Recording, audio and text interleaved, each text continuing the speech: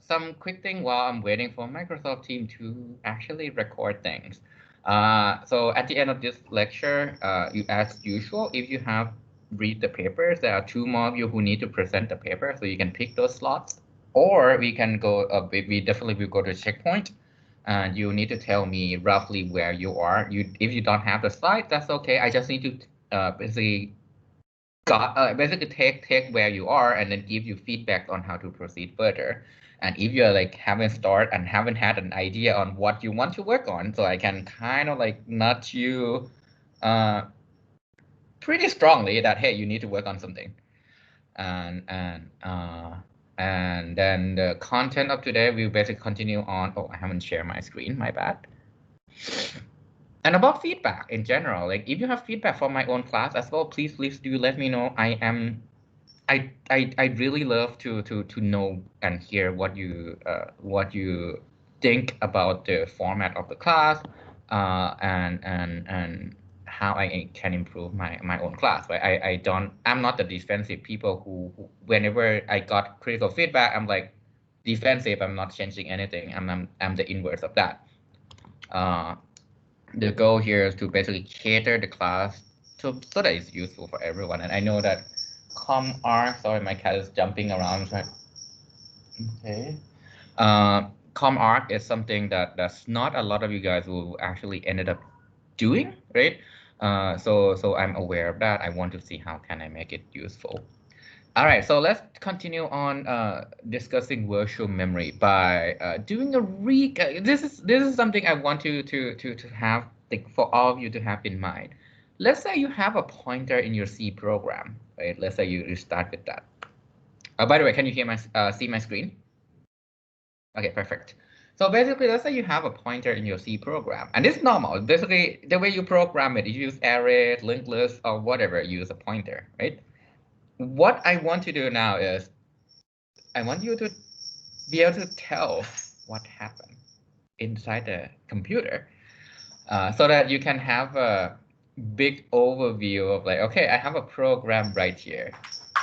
This is what happened. And here's how I'm going to draw it out, right? So I'm going to draw things. If anything here are not clear or if my handwriting sucks, which it is, let me know. So I'm going to break it down something like this, right? So this is caching structure. And on the bottom here, I will have the virtual memory related structure.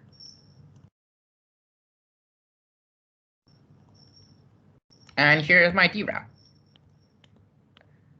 DRAM, when you buy it, everything looks contiguous. It's a large chunk of space. Think of it as a contiguous piece of land where you have to manage all the land so that everyone can live happily ever after without people fighting on who owns certain parts of the land, right? And this is your processor. And let's say I have a load, right? Let's actually go one step back. I don't have a load. I have a pointer access. Let's say I want to do A of I, right, equal 0. Is this a read or is this a write?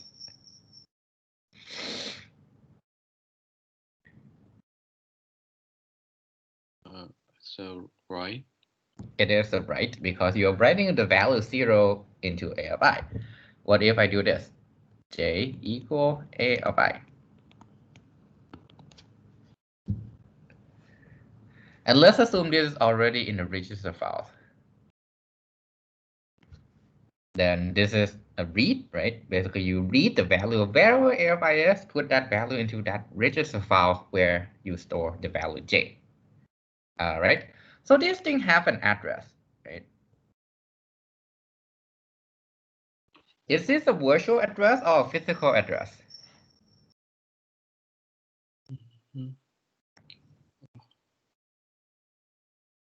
Physical. Oh.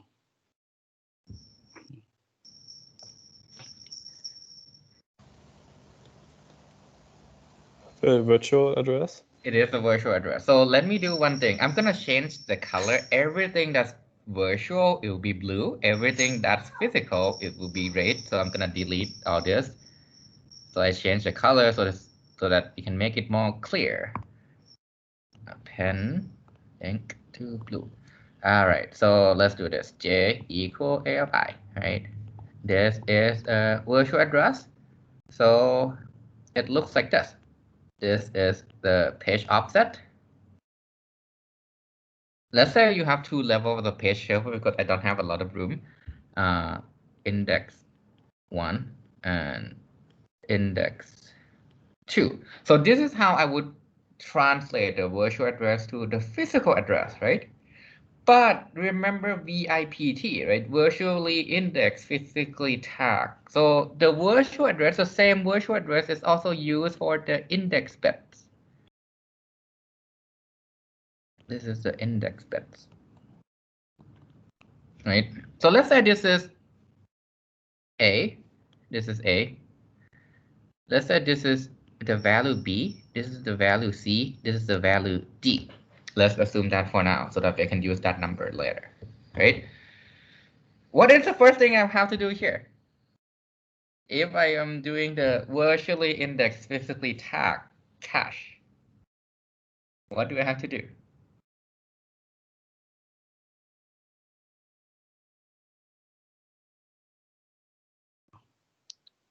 Find the physical address. Yes, find the physical address, and at the same time, I'm gonna take the index here, right? It's virtual. So I have a caching structure. I'm gonna change this to red because the caching structure, oops, why doesn't it change the color? 4 point don't fight with me. So this is the L1 cache. This is, let's say, it's the last level cache, which is right now the L2 cache. So last level cache or LLC, whenever I say LLC, it's basically that's the last level right before DRAM. It can be L2, L3, L4, depending on the processor you buy. So the index, right? The index, which is this value A. This value A goes into the cache, right? Set ID is equal to this index bit. That value A tells you the set ID. Inside the set, what do I have?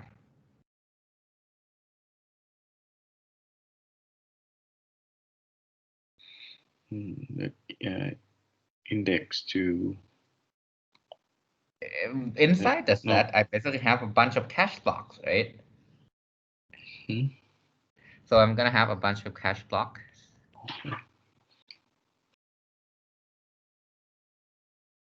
Inside the cache block, if I'm zooming this in, right? If I'm zooming this in, I'm gonna change this to red, my bad. So if I zoom this in, this is what I'll have. There's an area for the tag and the data, right? The data that you're trying to load and the tag. Is the tag physical or virtual? A is virtual, right? How about my tag? Physical. It is physical. So what do we do now? We go translate our virtual address, right? So we start from here, change the ink color black back to blue. This is my virtual address. You have the CRG register, which tells you the location of the first level of the page table. This virtual address, right? So the value B or C is used for the page table level 1. Do I use B or do I use C? B is index 1, C is index 2. Which one do I use? Level 1, B1. You use B. So let's say this location right here is X, right? This is essentially X plus B multiplied by page table entry size. Why do I have to multiply by page table entry size? Each entry, let's say that's 64 bytes.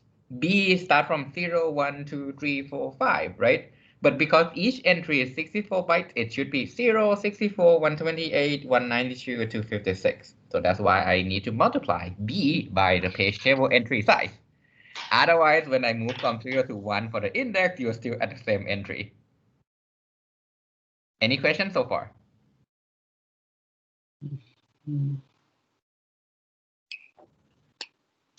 Okay, so what do I have next? Let's say this is page table level 2, right? Over here, there'll be a part where we call this metadata. What is the metadata? It tells you, can I access this page? Do I have the permission? What's the last time someone accessed this?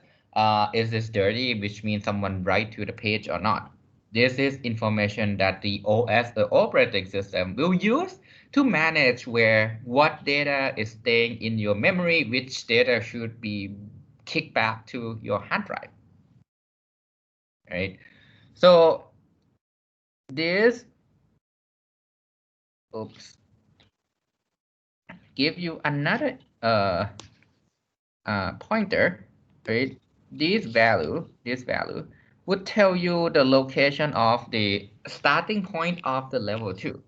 It tells you the starting point of the level 2. Then what you do here is from this point, you use the value C, right? The value C right here to tell which entry corresponds to the correct location of your address. So you have page, we call this pointer physical frame number, right?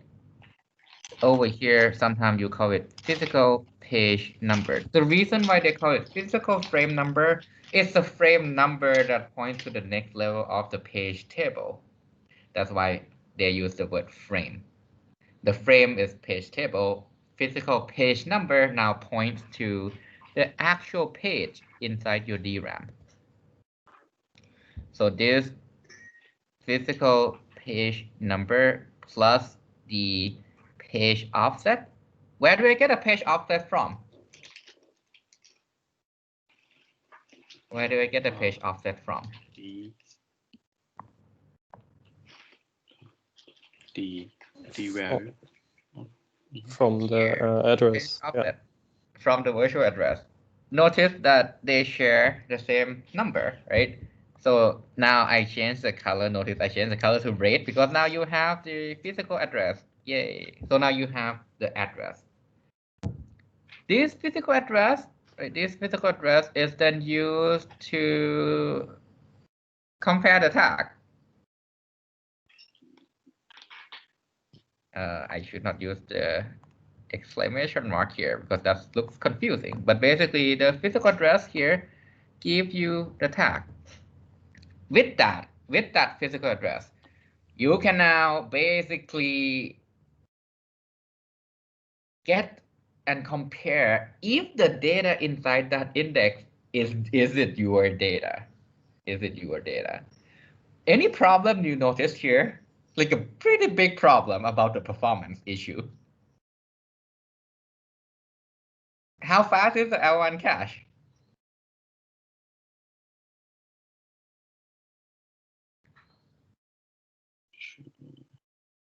This is like nanoseconds, right? Both of these are like nanoseconds. Within 10 nanoseconds for sure, usually it's 1 to 2 to 3, like within 3 nanoseconds. How fast is my page, I mean, basically address translation to get virtual address to physical address? Remember this page table level 1 and page table level 2 are both in DRAM. So basically, this thing corresponds to this table right here. This thing corresponds to this table right here. They are both in the physical address region. It means that you need to access to DRAM, right? To access to DRAM. So this thing is roughly between 24 to 100 nanosecond. How much higher is 24 over 1? That's 24x higher, right? So you never really want to do the translation at all if you want to access the cache. So what's our solution that we learned from last week? Table. Create a table. We have a caching structure called the TLB, right? This is the TLB. And as you can see here, TLB store the physical address, and you use the virtual address to index. So basically, you give in virtual address, the TLB say, do I have the physical address? If I have the physical address, here you go. My next question is, do I need to store the entire virtual address, or do I just need to store the virtual page number? So this part, let me now use the green color because I run out of room. This part is called virtual page number. And remember, we have this thing called physical page number from here.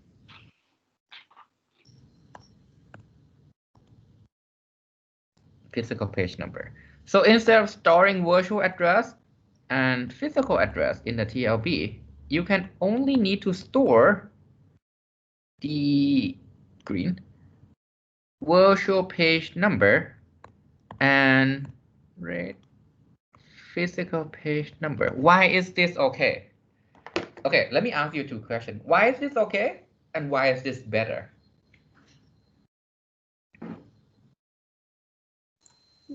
Because the offset will be the same. So Yes. if we take out that part, we can store less data. Exactly. Yes. Because the page offsets are the same. Who cares about the page offset anymore? Because they are both the same, right? Why are they good? If you store the virtual address, it means that per entry is one address. How big is one address? One word. Per entry is one word, right? Which is basically 8 bytes in a 64-bit machine. If I store virtual page number, how big is one entry that they cover? What's the range of that coverage? It's one page, right? It's basically covered the entire page because I just need to plug in the page offset and yay, you're good.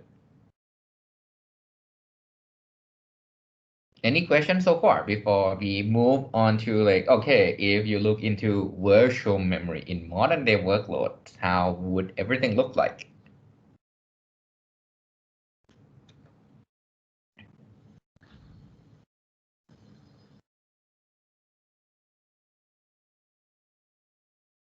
All right, I'll give you 5 seconds to ask questions. 5, 4, 3, 2, 1.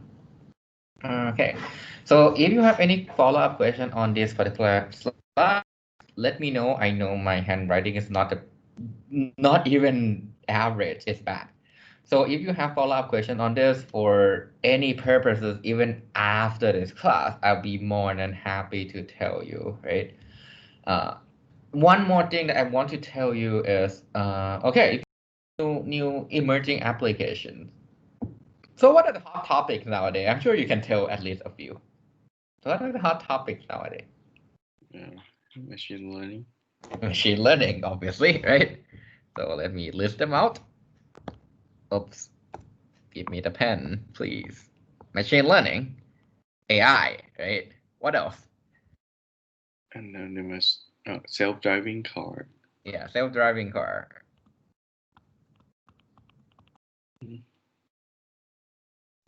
All right. Anything else that you guys want to learn? Because we are gonna now it's gonna be more open in discussion, and I'll basically write things on the slides going forward. I guess cloud, right? Or whatever people call it nowadays. Sometimes they call it function as a service. What else?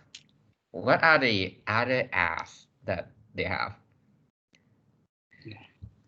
That's like infrastructure as a service, right?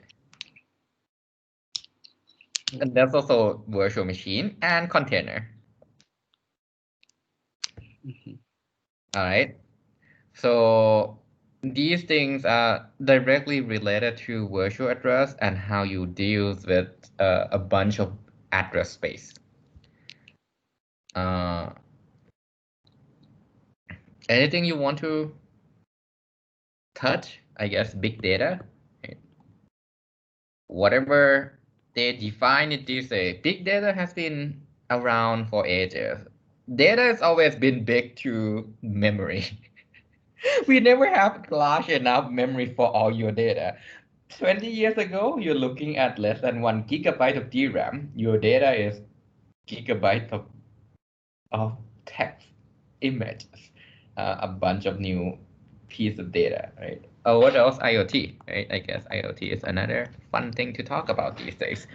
Anything I missed here that kind of like the upcoming trend in quote unquote CS and computer engineering? So let's do this one at a time, right? And let's talk about the virtual machine. How many of you used a virtual machine before? Everyone, right? What is a virtual machine? Can someone tell me what is a virtual machine?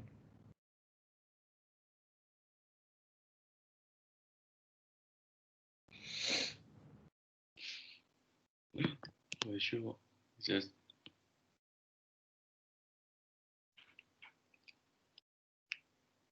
It's like a fake machine that are running inside some host machine, right? You have a physical devices like a workstation or a server, and then you build this fake machine that acts like it's basically its own computer. It has its own OS, and it runs inside this host machine.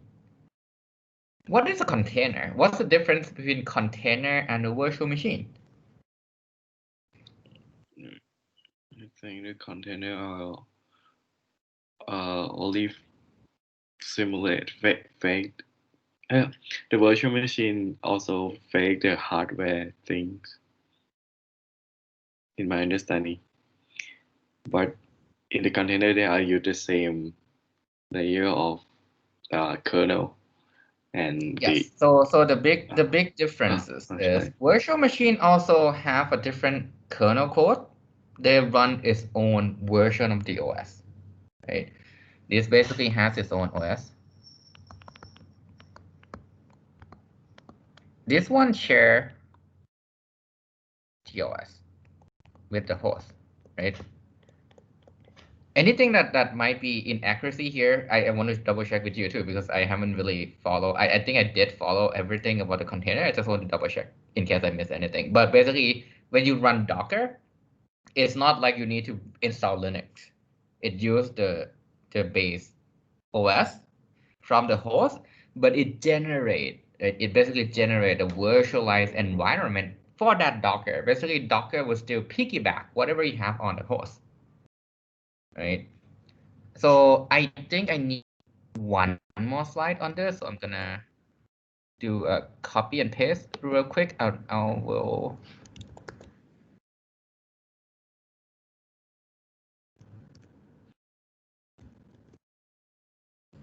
So basically, I need a blank slides, right? This is what I would have. Let's say I have, let me stick with virtual machine because it's cleaner, right? Because it's cleaner. If you want to know how it works in container, we can go into the detail later. So let's say you have a virtual machine here. Oops. Let me break the two side. The host side, the one that are used running the physical machine. How do we usually call this? I'm not sure if you heard about the terminology or not, but we call this a hypervisor that are on the host. And this is actually basically the VM or the virtual machine.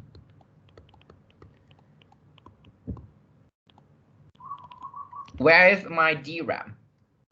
Where is my DRAM?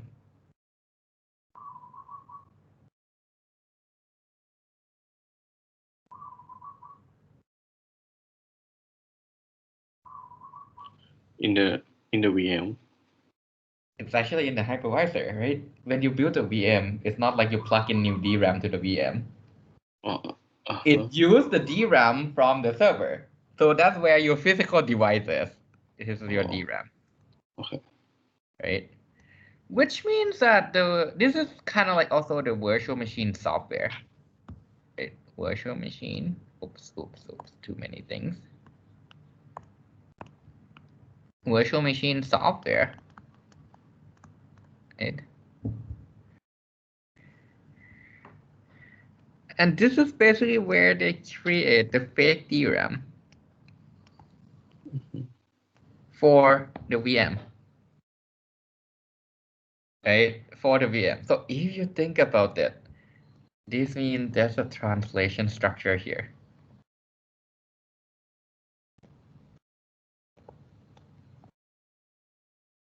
Host virtual address to host physical address, right? So over here is the host virtual address.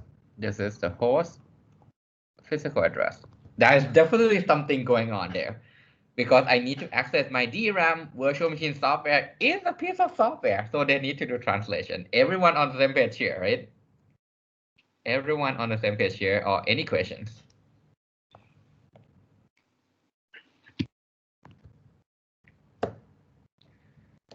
Okay, so what if I have a program running and I have a pointer? It's a C program and I have a pointer. The pointer wants to access this fake DRAM inside the hypervisor. We call this client virtual address, right? A client virtual address. Over here, what do you have? Client physical address, which is actually now the host virtual address. This is the OS. So what happened here is actually because the Linux inside the virtual machine, it doesn't know this is inside the virtual machine. So what happened is it has their own translation structure.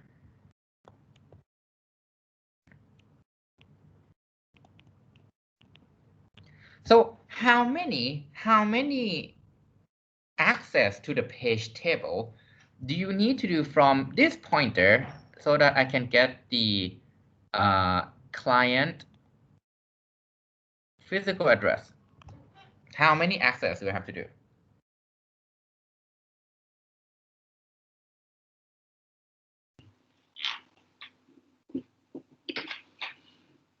Let's say you have 4 levels of the page table. So to get the physical address from the client is 4 levels, right?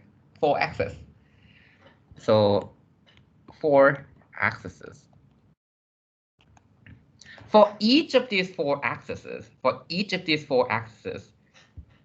it's a host virtual address. So for each of this, how many additional access I need to do for each level here? 4 more, right? Because it's the host virtual address to get the host physical address so that you know it's right here in my DRAM. 4 accesses. So to get from client physical virtual address into host physical address, right? To host physical address. Each level 4 accesses in that 4 level. 16 DRAM accesses. Just to get a physical address, we are not at the data yet. You're not at the data. This is the client. Look at here's my data. Basically, you need to add 8 more accesses to get from the actual addresses because now you have the physical address. To get the data, you need 8 more accesses. So in total, there are 24 accesses. So how many of you realize when you boot up virtual machine is so slow? It's so much slower than running this on a bare metal machine without the virtual machine. This is a big reason. Every time you miss in the TLB, accesses. That's a lot, right? So this is what happened in virtual machine. And any questions so far? So the hypervisor are just like a software or something. Is this a program that you install, right? The Oracle VirtualBox, you install that. It acts like a program. Oh, It still sorry. need to do translation. The hypervisor. Sorry. I mean the hyper. And what about the hypervisor? It's just like a. Okay. Okay. Okay. Right. Okay, as in you are Okay. trying to phrase the question, or you. So let me Okay. put it this way. It's a piece of software on the host machine. So when you need to do translation, when you have the pointer inside the hypervisor, it looks the same, Okay. right?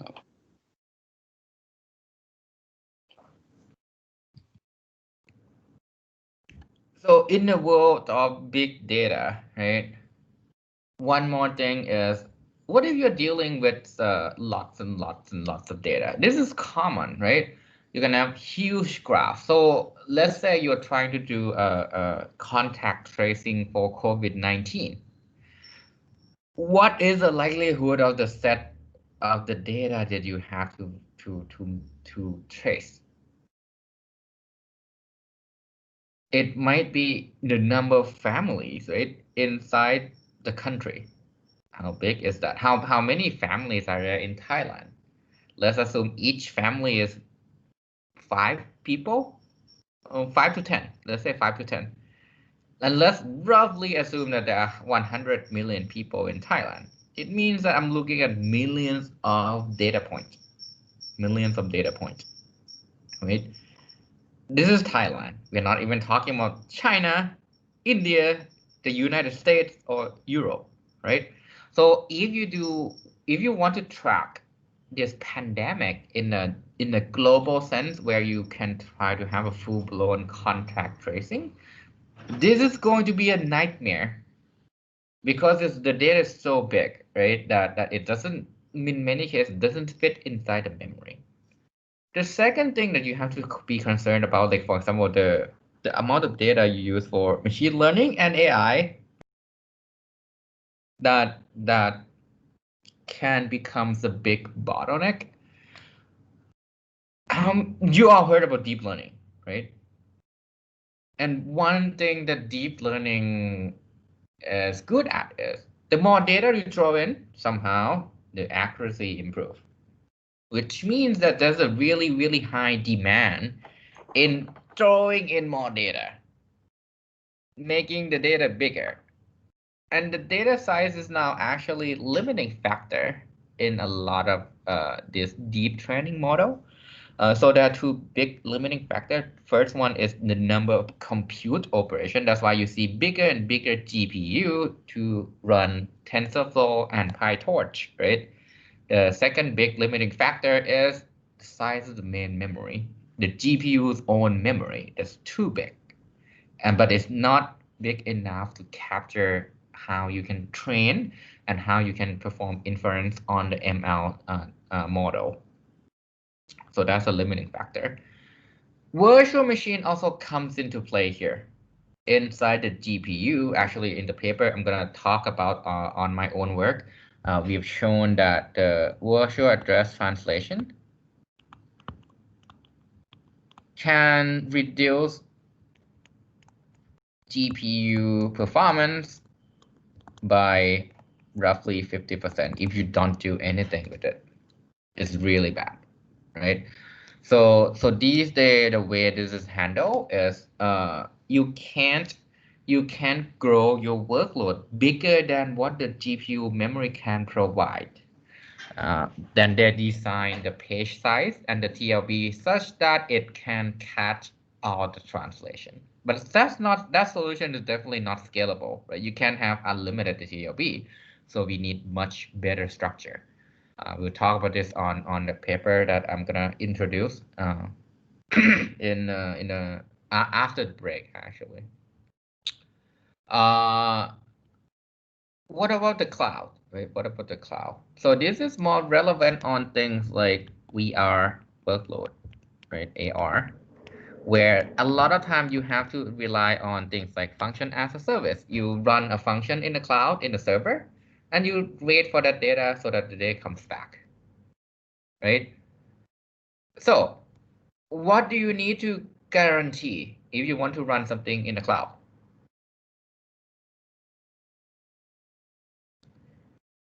Protection, right? Data protection. You want to make sure no one else can see your data. Basically, virtual machine provide protection in a way that if you look at the page table, these metadata bits will include who owns that data, and it will not allow someone else to access the data. And we haven't talked about the part where the OS is compromised, and then you have to have your own security chip, which is what the iPhone actually provides you. And also Intel chip also provide those options as well. But we will talk about this later if you're interested. Right now, we look at the assumption that the OS inside the cloud infrastructure is not compromised. Right? No one sneak around and hack the server. So you can protect your data that way. But one thing that can limit your performance is something like this. So you have the virtual address comes in here, right? From function 1. And you have virtual address, right? From function 2. You have also accesses from function 3. They all want to use the TLB and also want to do the page walk. And they also want to access the cache, right, on the server. This is called contention, where so many things want to get your resource at the same time, and you don't have enough parallelism to service every one of these virtual address. You see the problem here, right? There can be 100 function calls that are done at the same time, and the server only have a few threads, and it cannot service all of them. There'll be interference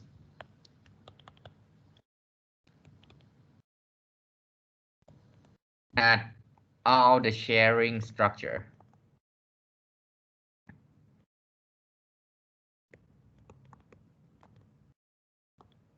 In fact, there's already a couple of papers out already on container that if you want to have a function as a service, you need to actually modify some of the hardware support.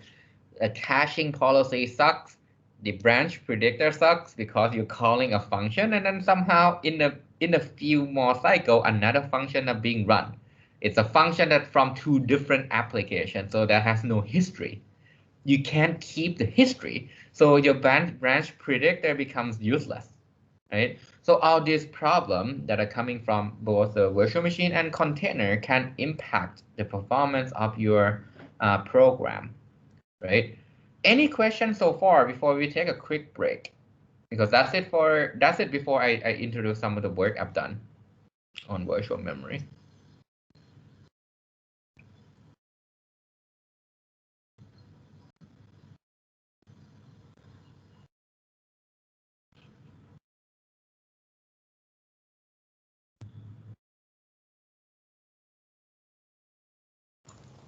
Professor, I have some small question. Yeah. In the virtual machine, when you mentioned about the sharing environment, example is RAM, and how about CPU when we want to create virtual machine, it should be to select how many processor that you want to run. In terms of CPU, it's use the same concept, right? Just Yes, share exactly. some That's a great data. question, actually. Yeah. So that's a great question. The CPU you created, basically, it limit. So you put a limit on, okay, this virtual machine will not use more than 2 CPU at once. It doesn't mean you're getting 2 CPU.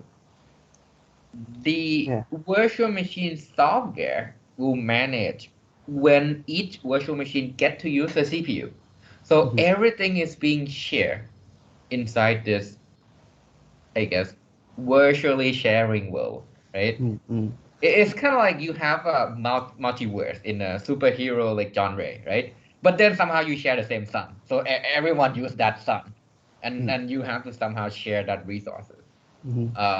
Even though inside the multiverse, each universe are separated, so there are still an actual like sharing between each universe, I guess. And such as my computer has a 4-core and 8 thread.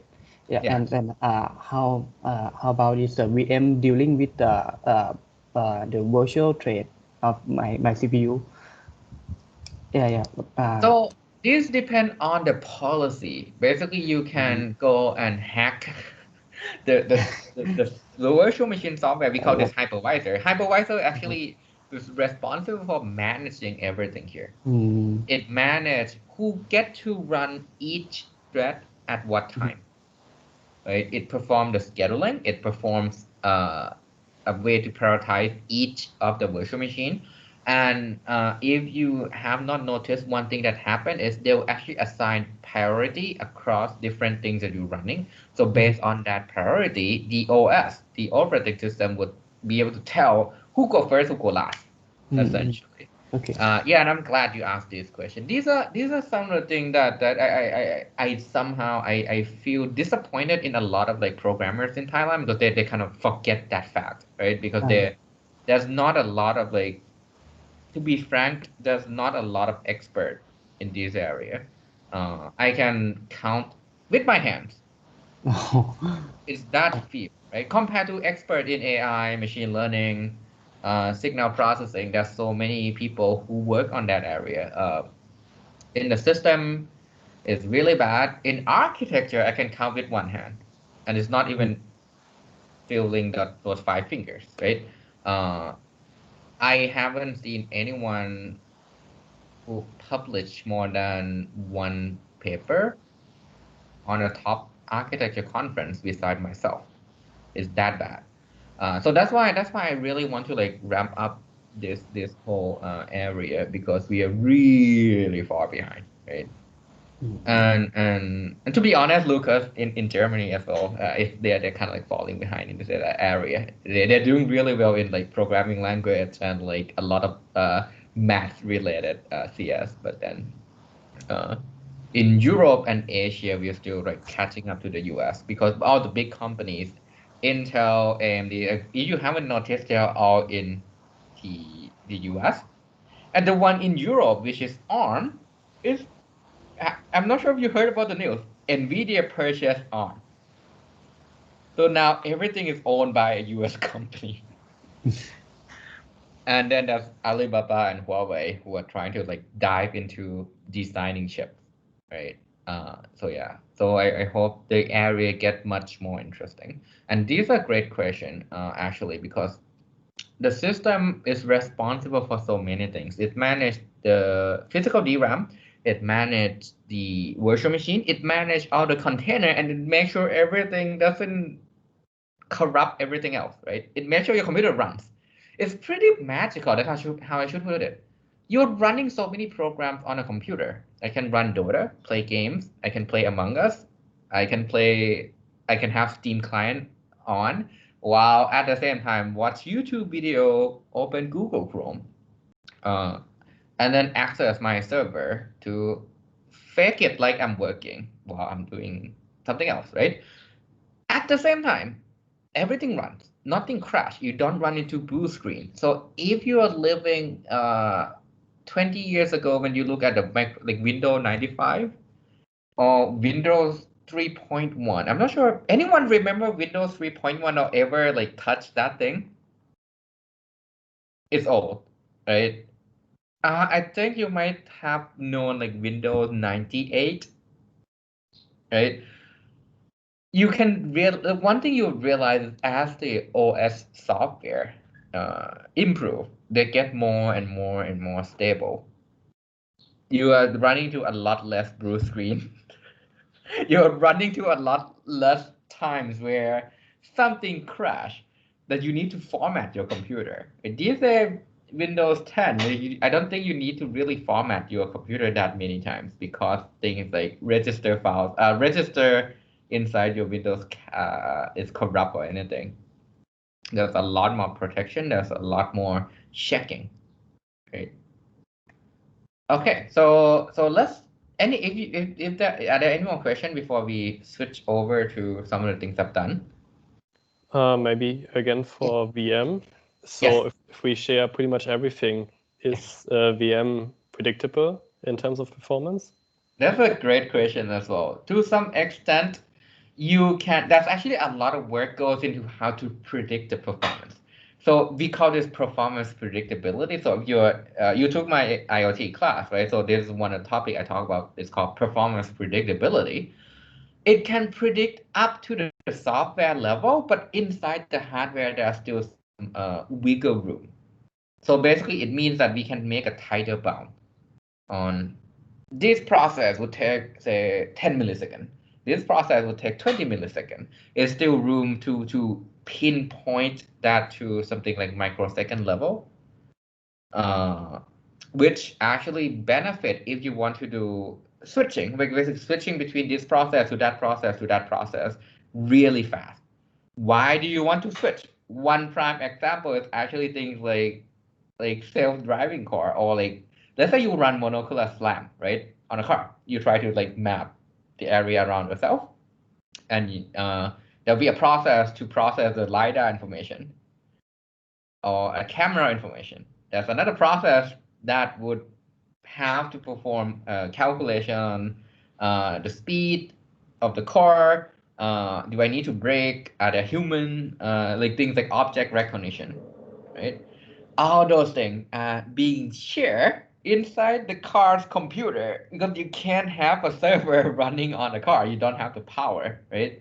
The car runs on fuel and battery.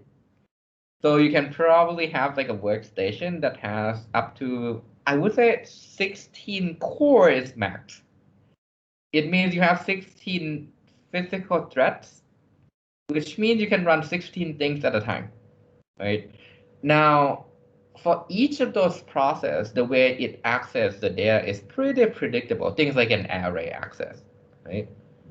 You access an array, you do a multiply, so you can predict performance, and it would one good thing about that prediction is the first time you run it for the first, say, 10 seconds, the next 10 seconds probably is the same because it's the same thing. Matrix multiply, convolution, some Fourier transform, a bunch of vector add, vector multiply after you do the FFT, right? Everything is in the frequency domain. Once you're in the frequency domain, a lot of operation from integrate and that differentiation becomes add and multiply. So when you come to that level, you can predict how many times you have to access the memory, how many times you have to do adding, multiplying, and you know how many adders you have, you know how many multipliers you have. That trend stay the same, so you can predict. Basically, you will look at the history, you predict how long this process would take, and use that number. Is that good enough for a real-time application? I'm not sure. Right now, actually, one big assumption in a hard real-time application is this. Let's say you have a big machine and you have one task that has a hard deadline. Things like detecting if I'm going to run into this human or not. You basically physically isolate that task. Is the only thing that runs on the machine, on that one machine. And then you need to finish it as soon as possible so that everything else can run. My own argument is that is not scaling well, right? So I think if you are interested in this area, definitely let me know, because I'm trying to push for the idea of like you need to have a better way to isolate the performance. We call this performance isolation, so we can predict how much time each of this process with hard deadline would take. So you can schedule them and share the resources. I mean, have some limited amount of sharing. So this is one of the really interesting area that if you want to look into this, I'll definitely the company that I pinged you already, actually also look into something similar to this as well, so we can follow up on that because it's kind of really relevant to your interest on monocular SLAM. Yeah. So yes, it is predictable to some extent. Once you have sharing, it's less predictable. And it's a big problem in the OS community. I can tell you this is a huge problem. VMware would like to solve it. A lot of embedded system company would like to solve this. And if you have a significant contribution, you can definitely get a top tier paper.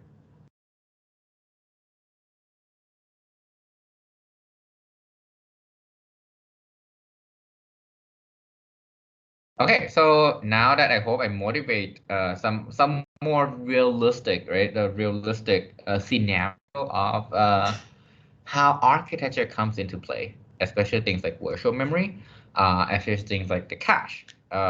Let's take a break and talk about some of my work on virtual memory that I published in the last 3 or 4 years. And just a slight caveat, this is not all of the projects that I'm running right now. There's also 2 more things, that one already published, one is still ongoing, and then on virtual memory and one more on container. So if you're interested, let me know. What time is it? 10? Okay, so let's do a quick break. We'll meet at 10:15. Okay.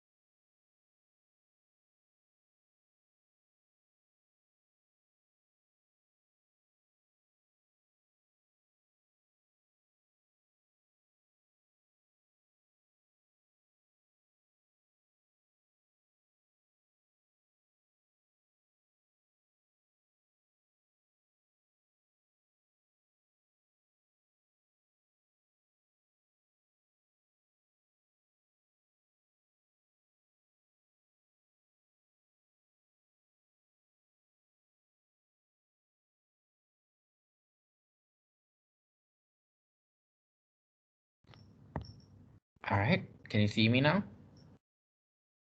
And you still see the screen, right? Okay. Sorry, Microsoft Teams is acting weird again. Wait, no, I cannot. Let me unshare and share this screen.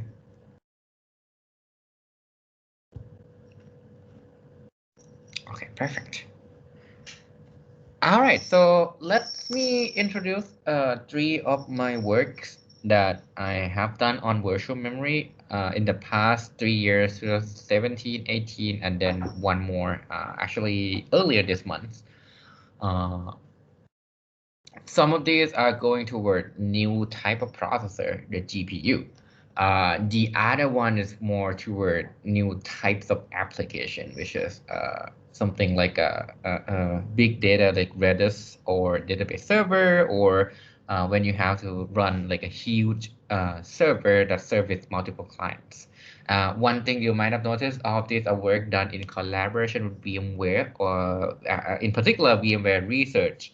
Uh, uh, the reason behind it is because there's actually quite a lot of interest in the industry on these research directions. So this is one thing I want to tell you. A lot of people, at least in TGGS, has been telling, at least from what I've heard, they've been saying that, hey, if you want to do research, they are somewhat useless in the industry because in the industry they don't publish paper. And one thing I've been telling people is like, hey, you should take a look at my papers, because for all the papers that I publish, I believe, I work with industry. I work with the research team in the industry.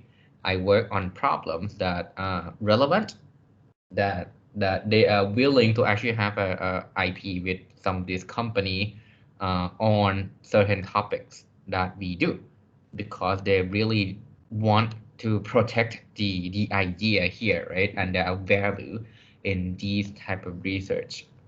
And one thing I'll tell you, I'm not sure if I did say this exact phrase in the research methodology or not last semester, but basically, there's no such thing as industry research. There's only good and bad research. So for good research, there's always one of the questions that you need to answer is because we are engineering research, you need a user, right? So whatever you do, would that be useful? But you look at a much longer term, you define new direction, right? If you're in a communication area, for example, and you want to develop a new wireless technology, or like new cell phone technology, don't look at 5G. Look at what's coming next. Look at what's the downside of 5G and address that. Energy, for example, the interconnection network and topology, which I think is going to be another big problem, right? So those are potentially things you can look at and work with companies. I'm sure there are a lot of like different companies on all the direction you're looking into.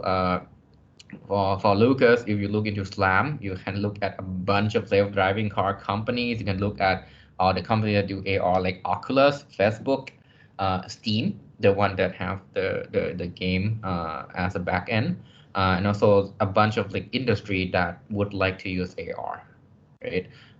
Someone, if you look into graph, there's also like graph convolutional networks. There's also how do you, like Google is formed based on graph. The PageRank algorithm is a graph algorithm, and look at where they are. One of the richest company in the world, right? Opat, if you look into like image processing, there's so many applications you can do in image processing across all the companies, right? So all these works, there are always research behind it, and you can publish good papers. This work went to Micro 2017, which is the ultimate best architecture basically architecture venue. There are typically like 4 top tier venue: Micro, ISCA, HPCA, and ASPLOS, right? So you can realize this, go to the highest possible research venue, and I still work with the industry. Who cares? So don't feel discouraged if you heard things like, oh, okay, if you want to do research, that's not going to be applicable to the industry. I will call that bullshit. All right, so now that because I also teach research methodology, I want to like make sure this point is clear.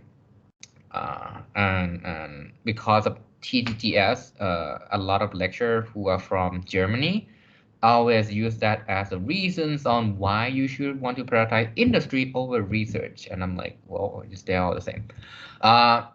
So here's the executive summary of this work, right? We look into the GPU virtual memory support. And we would like to utilize this concept called huge page, where you can use different page size, right? And there I'll tell you the benefit of each page size, but here's a quick summary. So if you want to snooze off, here's the summary of the talk. The problem that we want to look into is there's no single base page size. You can use the same size as a CPU, but the problem is you are going to run into the TOB reach problem. What is the TOB reach problem? It means that each TOB entry corresponds to 1 4KB pages. So let's say you have 512 entries, you only cover 2 megabytes of data. 512 multiplied by 4 kilobytes. That's 2 megabytes, right? 2 megabytes is way too small to be effective anywhere, especially with the ongoing like increase in data size. So a lot of solutions say, hey, we can use large page. Instead of 4 kilobyte page, we can use 2 megabyte page, right? Why can't we use 2 megabytes? The problem is when you have page fault. Page fault means that your data that you want to access is not on the GPU side memory. The GPU need to go to the CPU memory. When you go to the CPU memory, you need to bring the data in. You need to bring the entire page, 2 megabytes, into your GPU memory. So that's take a long time. Our goal is we want to be able to enable both page size on a GPU. The problem is GPU doesn't have its own OS.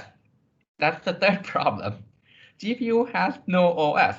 Everything is done by the GPU driver on the CPU side. So what can we do? These are something we observe. The way you call malloc in the GPU program, they are done in large chunks. So when you do malloc, you do it for gigabytes of data. You do it for hundreds of megabytes of data. So it means that when you allocate this chunk of memory, right, you can easily combine them from small pages. 4 kilobytes. If you know that 4 kilobytes is going to be contiguous inside the virtual and physical space, you can combine them. You can actually merge them together. Then you can ensure that there's no interleaving between allocations, which I'm gonna show the animation. And our key idea is to make sure we have that assumption so that we can easily merge the pages together into large page. When you are having a large page, now your TLB, which used to have 512 entries, from 4 kilobytes to 2 megabytes. 512 entries, that's 1 gigabyte of data that can be stored on the TLB. And we show that we get actually about like 55% average performance improvement over the state-of-the-art GPU management mechanism. These management mechanism, I believe, is kind of like a mix of what you can buy in the GPU nowadays, but it's still not supporting what the NVIDIA claimed the unified memory that well, because of certain reasons on data management that actually follow up paper by multiple groups on these topics. I actually have one ongoing submission right now with folks in Korea on how to manage this better. So if you want to look into the GPU support for virtual memory, right? Why do you need virtual memory? You want better programmability. This is the same motivation behind the slide from last week, right? You want to enable the program to use pointers. You don't want to deal with someone else's data. If you look at the GPU specification before they have virtual memory, what you see is they actually say, good luck managing multiple applications. They're literally not the direct quote, but basically they say they don't support that. So if you need to run multiple applications, you need to find your own way to manage the memory. you enable large data set to be processed on the GPU. Otherwise, a lot of AI and machine learning application cannot be run. And you want to allow multiple applications to share the GPU. This is big because these days GPU is really, really, really powerful. There are already machines that consist of 7 GPU connected, right? Not 7, 8. I think 8 GPU connected among each other. So you can actually use multiple GPU, but you don't always use all of them, right? So you can run 2 applications on that, 3 applications on that. These days, these support is limited. This support is really restrictive and limited. If you have a proper virtual memory support, these will unlock dynamic mapping of kernels, the GPU kernels, basically the compute kernel, to the GPU, and you can define, okay, this kernel use this much of the resources, this kernel use this much, and it'll be much more fine-grained. And here is the state-of-the-art virtual memory on GPU. This is proposed in 2014 by a group from Wisconsin. And here's what it looks like. You have a GPU core. You can, right for now, treat the GPU core similar to the CPU, but instead of running 1 thread, they're running about 500 threads or 1,000 threads per core. Or actually, let me put it this way. Instead of 500, let's just assume they use 64 or 128 threads per core for each of the blocks here. Each one of them has their own private TOP. And that's a shared structure, which is a shared TOP or the page walk cache, right? Same structure that we talk about. The problem is for each of these core, they are instead of 1 thread, there are 60s or 100s of threads. So you are looking at multiple pages at the same time, which means that the shared TOP is a lot more limited. And when you have to do page walk, that's a long time. Assuming that everything stays in the GPU memory, this is already bad. But if you assume that sometimes you need to get the data from the CPU memory, right? This is even worse because this go to your PCIe, the slot that you plug the GPU in. Those are called PCIe. That PCIe is a lot slower than GPU's DRAM. So it means there's a trade-off, right? There's a trade-off here. If you want to keep everything inside the TLB, you can use large page. When you use large page, 1 TLB entry cover 2 megabytes range of data. It means that if you have only 32 entry, that's already 64 megabytes of data. It's much better than small pages. But when your data is not on the GPU, you need to go through the PCIe to grab the data. Think of it this way. If you need to go to, if I'm going to tell you, you need to buy stuff from a department store, and because I use large page, so you need to fill in the entire cart of stuff, and you have to walk back with that cart. It's going to be a lot more annoying than going to the department store and I tell you you can grab a few things and that's it, right? That's going to be a lot easier. So that's what small page is. The problem with small pages is each TOB entry is only 4 kilobytes, 16 kilobytes. So if you have 512 entries, that's only a few megabytes of data. And if you work on GPU application, you notice that it's never the case that you're dealing with megabytes of data. You're dealing with gigabytes of data at the same time together. So you need to somehow be able to service that much range of data, right? So let's actually plot the performance overhead of that 2 trade-off. Over here on the y-axis, I show the normalized performance. Lower is actually worse, so you want them to be as high as possible.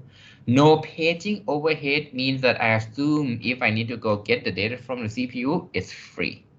It's somehow magically free. So if I use small page, it's actually, the performance actually dropped by 52%, right?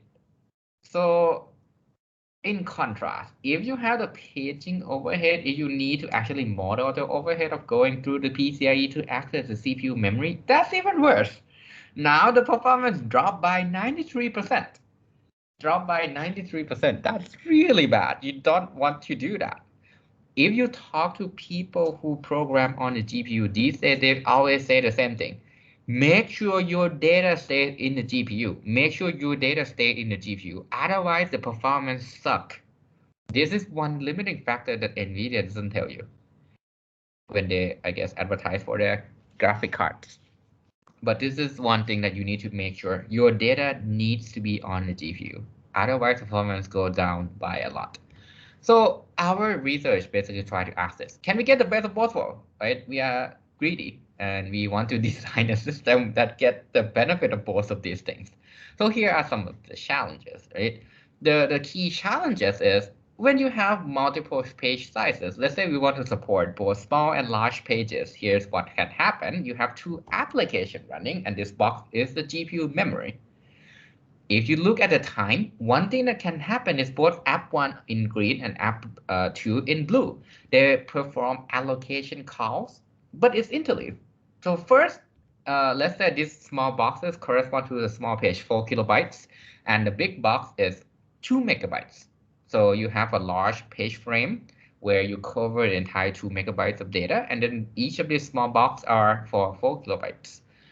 Let's say you have allocation call from app 1. The green thing say, hey, I need the data. I need to allocate this much memory. Followed by app 2. I need to allocate this much memory. And again, app 1 and then app 2. As you can see here, if you want to say, hey, I want to combine these pages together into a big box, right? The problem is you can only right now combine the first row and the last row. The problem with row 2 and 3 and 4 are what? Anyone want to take a guess on why you cannot coalesce or combine this box of two colors into one?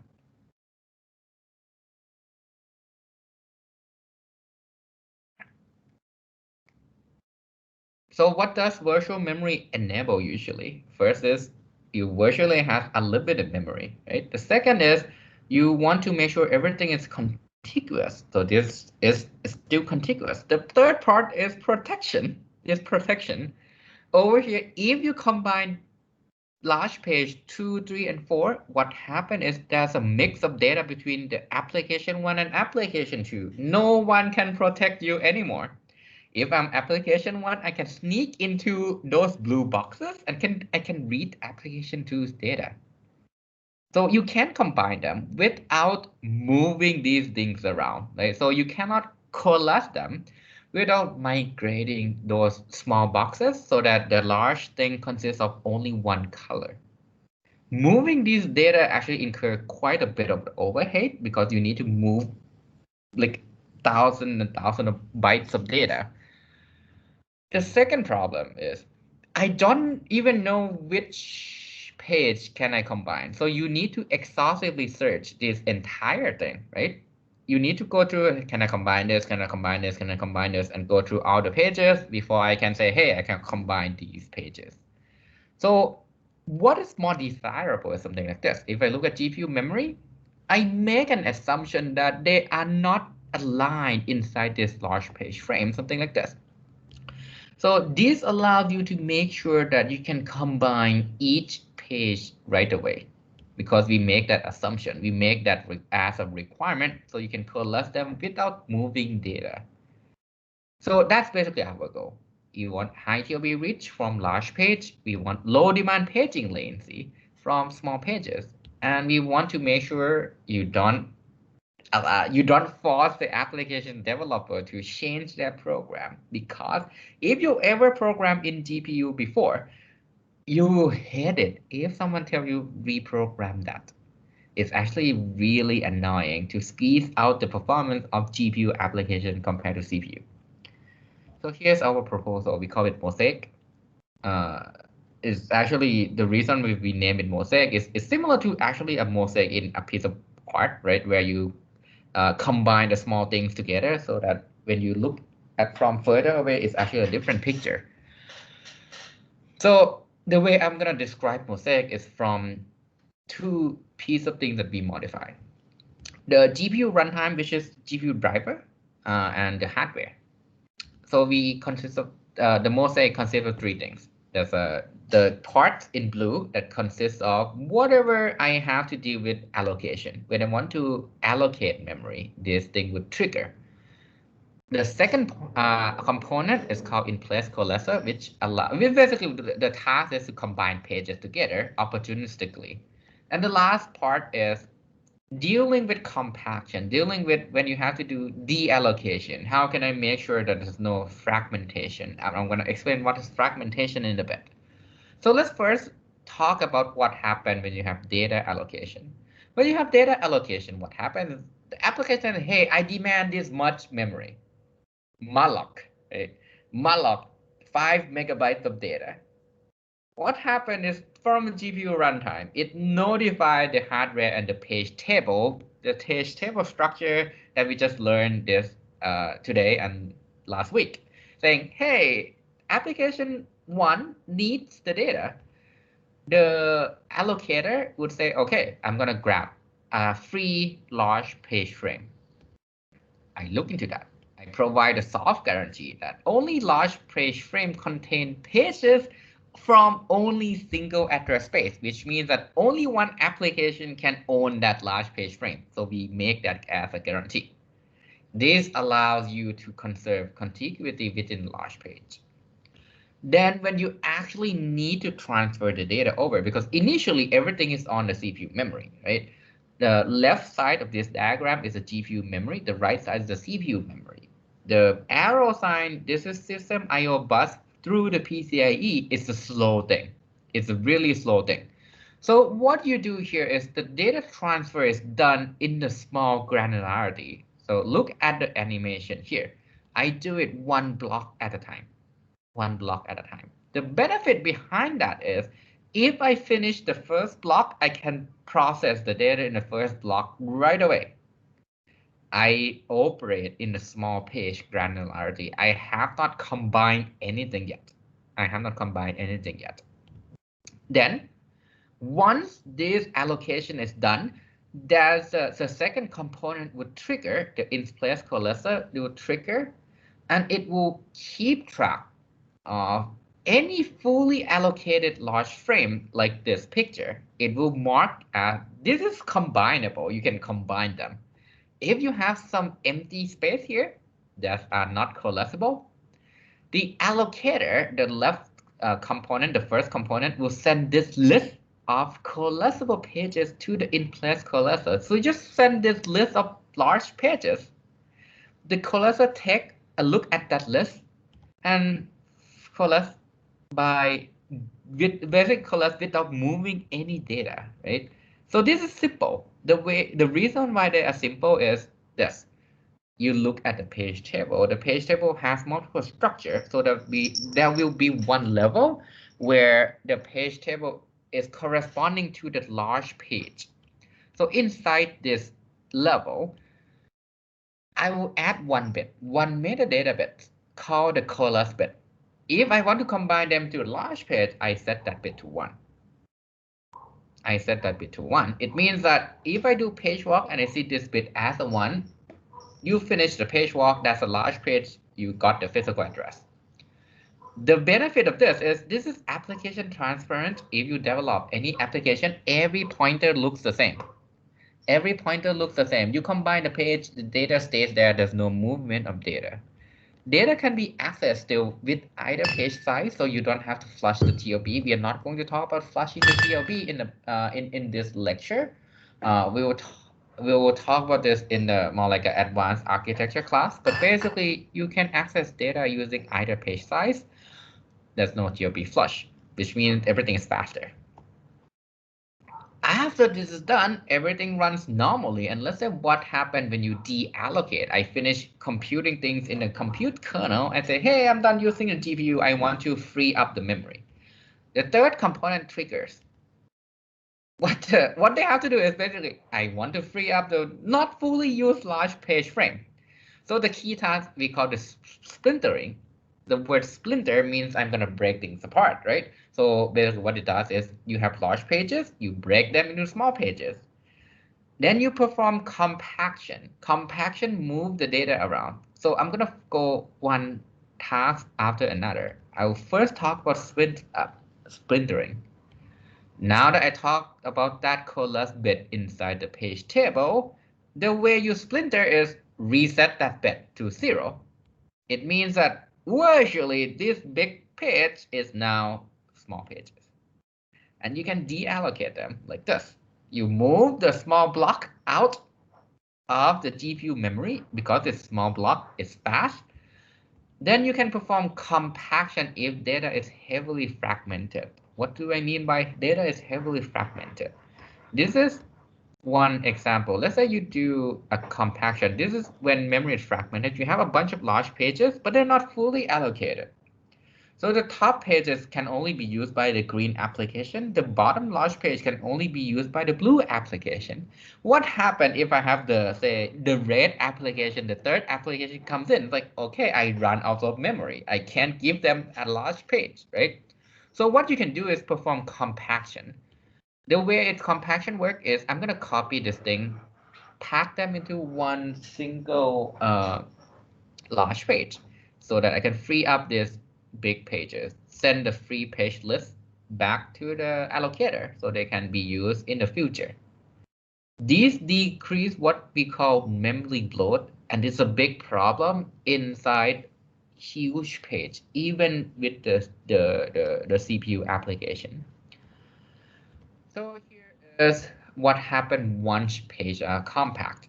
You might have noticed they consist of multiple applications page, right? So you can coalesce them. So that's okay.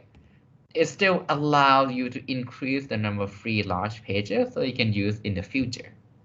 Now that I talk about the mechanism of Mosaic, I'm going to talk about the experimental evaluation. And here is the baseline. I'm basically comparing to this baseline proposed in 2014.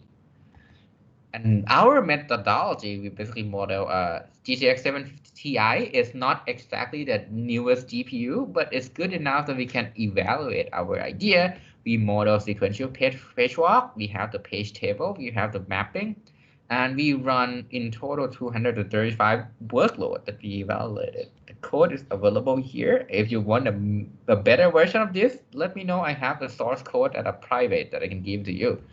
And we compare to, as I said, the baseline I showed earlier.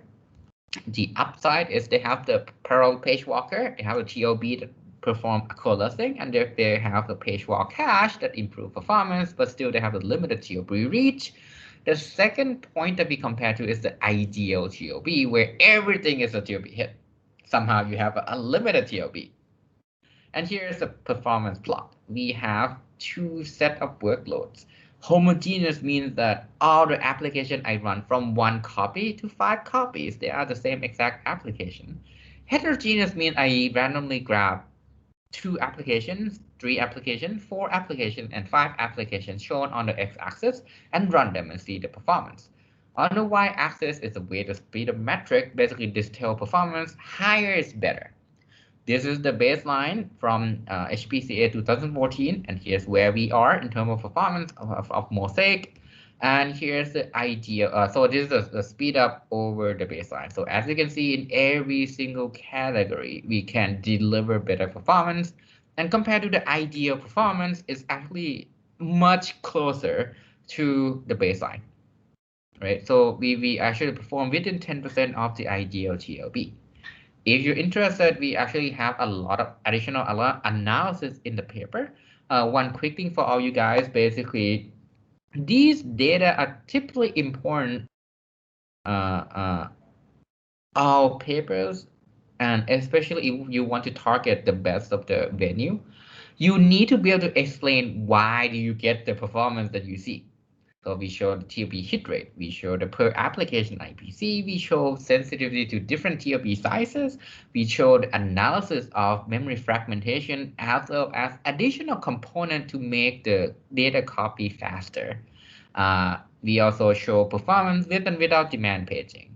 And here's the conclusion. As I said, we looked at how to deliver the best, basically the best setup for multiple page sizes. So our goal is to enable both page size, and we observe that we can easily group things together based on how you allocate memory in the GPU application. If we make that a guarantee, we preserve this and propose Mosaic that combine the page together without the application involvement and automatically migrate the page over from CPU and GPU at a small granularity and allows the GPU to mostly use large page.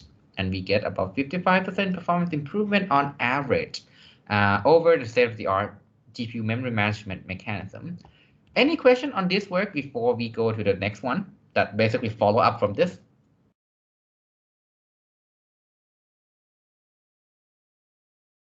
It's nice to be able to present this work in like more than 20 minutes, actually. The time limit of this is like 20 minutes. That's why the slide is really like packed.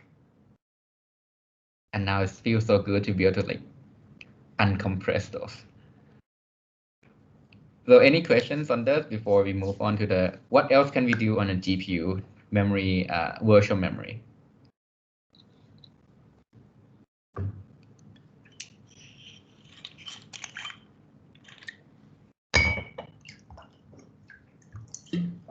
All right, so if there's no question for now, feel free to check back with me if you have follow-up questions.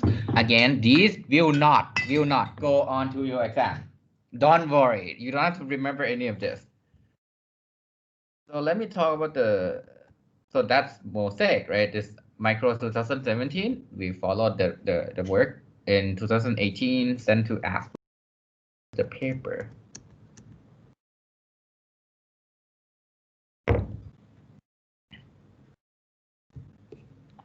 You might have noticed same group of folks who work on this. Yeah, it's a follow-up work from the earlier one. We got some feedback and we improved on it and sent it to ASOS, which is also another top-tier conference. What we do here is we take the design from Mosaic and we figure out what else we can do. And one thing you might have realized that we haven't touched yet is the page walk process. Over here, we are dealing with the page walk process. What if you missed in the TLB? Then you're screwed. So we are actually addressing that problem. So the problem is translation overhead is still bad, right? We are in Mosaic, it's still within 10% of the TLB. 10% is still not good. We want to make it better. So the problem is there's contention at a shared TLB when you add more and more application that are sharing the GPU. Right? The goal here is, let's say you own Amazon or own some cloud services and you buy the GPU, you want to be able to give the GPU to multiple clients. And when you have multiple clients, they share the GPU. What happens? Everything goes down. There's a high contention at the shared TLB. There's low cache utilization. There's a large performance loss versus the ideal baseline. So our key idea is to look at the whole memory hierarchy. You look at the whole memory hierarchy that we learned, the cache, the TLB, the page table walk, and the memory, and modify that so that they can address translation properly. So MAS is a hierarchy design that reduces the shared TLB contention, improve L2 cache utilization, and reduce the page walk latency. So we actually have three components to address these three things. So in combination of all these three things, we get about 57.8% over the same baseline we see earlier. So here, basically here's our background, some key challenges, and our goal. You might be wondering, why the heck do I want to share a GPU, right? I buy the GPU, I want to use it on my own. I don't want anyone else to use it. But then, if you are VMware, if you are Amazon, if you are Microsoft, the company that owns a cluster of cloud infrastructure, you want to be able to maximize the number of clients that use your GPU. Why? That gives you more money, right? And you want to make sure that clients that use the GPU doesn't feel that everything is slowing down. So you want to enable multiple use of the GPU applications that run concurrently. You want to be able to get better resource utilization. If you buy a GPU and you only utilize 50% of the GPU, why can't you have another application using the other 50% and you charge that guy for the additional GPU usage, right? You want to be able to enable sharing in the cloud. This is actually a big topic right now. Then the key requirement is you need to have a fine-grained memory protection or the the virtual memory, right? So to have the fine-grained memory protection, you need translation. Virtual address into physical address. So here, let's look at GPU where you have two application sharing. The application one use the first two GPU. Application two is on the other two GPU. They have the private TOB again and the shared TOB. They have the page table locker. What happened is if you have a TOB miss in the GPU, there are multiple concurrent parallel tasks that are running. So if you miss in the TOB, it means that entire page data are waiting for the translation, right? You cannot access anything in that page. You cannot access anything in that page because I don't know the physical address of that page. It means that all the things that you're running in parallel is freeze up because I'm waiting for the physical page number. Data in a page is shared by many threads on the GPU, so everything stalls. As you can see here, right? All the threads that access that one page, the 4 kilobytes of data, 16 kilobytes of data, or 2 megabytes of data, they all stall. The second problem is, well, if they stalled, what the GPU would do is it would keep running for the thread that can still go on, right? So this parallelism create contention because you have page walk that are done in parallel. So they're gonna stress out the shared TOB and the page table cache. All right. So everything stalled. And let's see the effects of translation on performance. This is the same graph because there's two different talks. I put the two plots here. This is the ideal plot. On the y-axis, I show different bar for different setting. On the x-axis, it's the normalized performance compared to the ideal plot. Here's the performance of the shared TOB. We actually improved the baseline a little bit compared to earlier work. So over here, you see about like 30%, 37% slowdown instead of 50%. So still, we want to be able to answer what caused this large performance loss, right? So the first problem we found is there's a lot of things wanting to access the shared TOB, and shared TOB is limited. Multiple applications want to use the shared TOB, and let's look at this data. On the y-axis, I show the TOB miss rate. How many times you miss in the shared TOB, the higher is worse. You want them to be as low as possible. The blue bar is when the two applications are running alone, they don't share the TOB. Let's see what happens if I allow them to share one single TOB structure.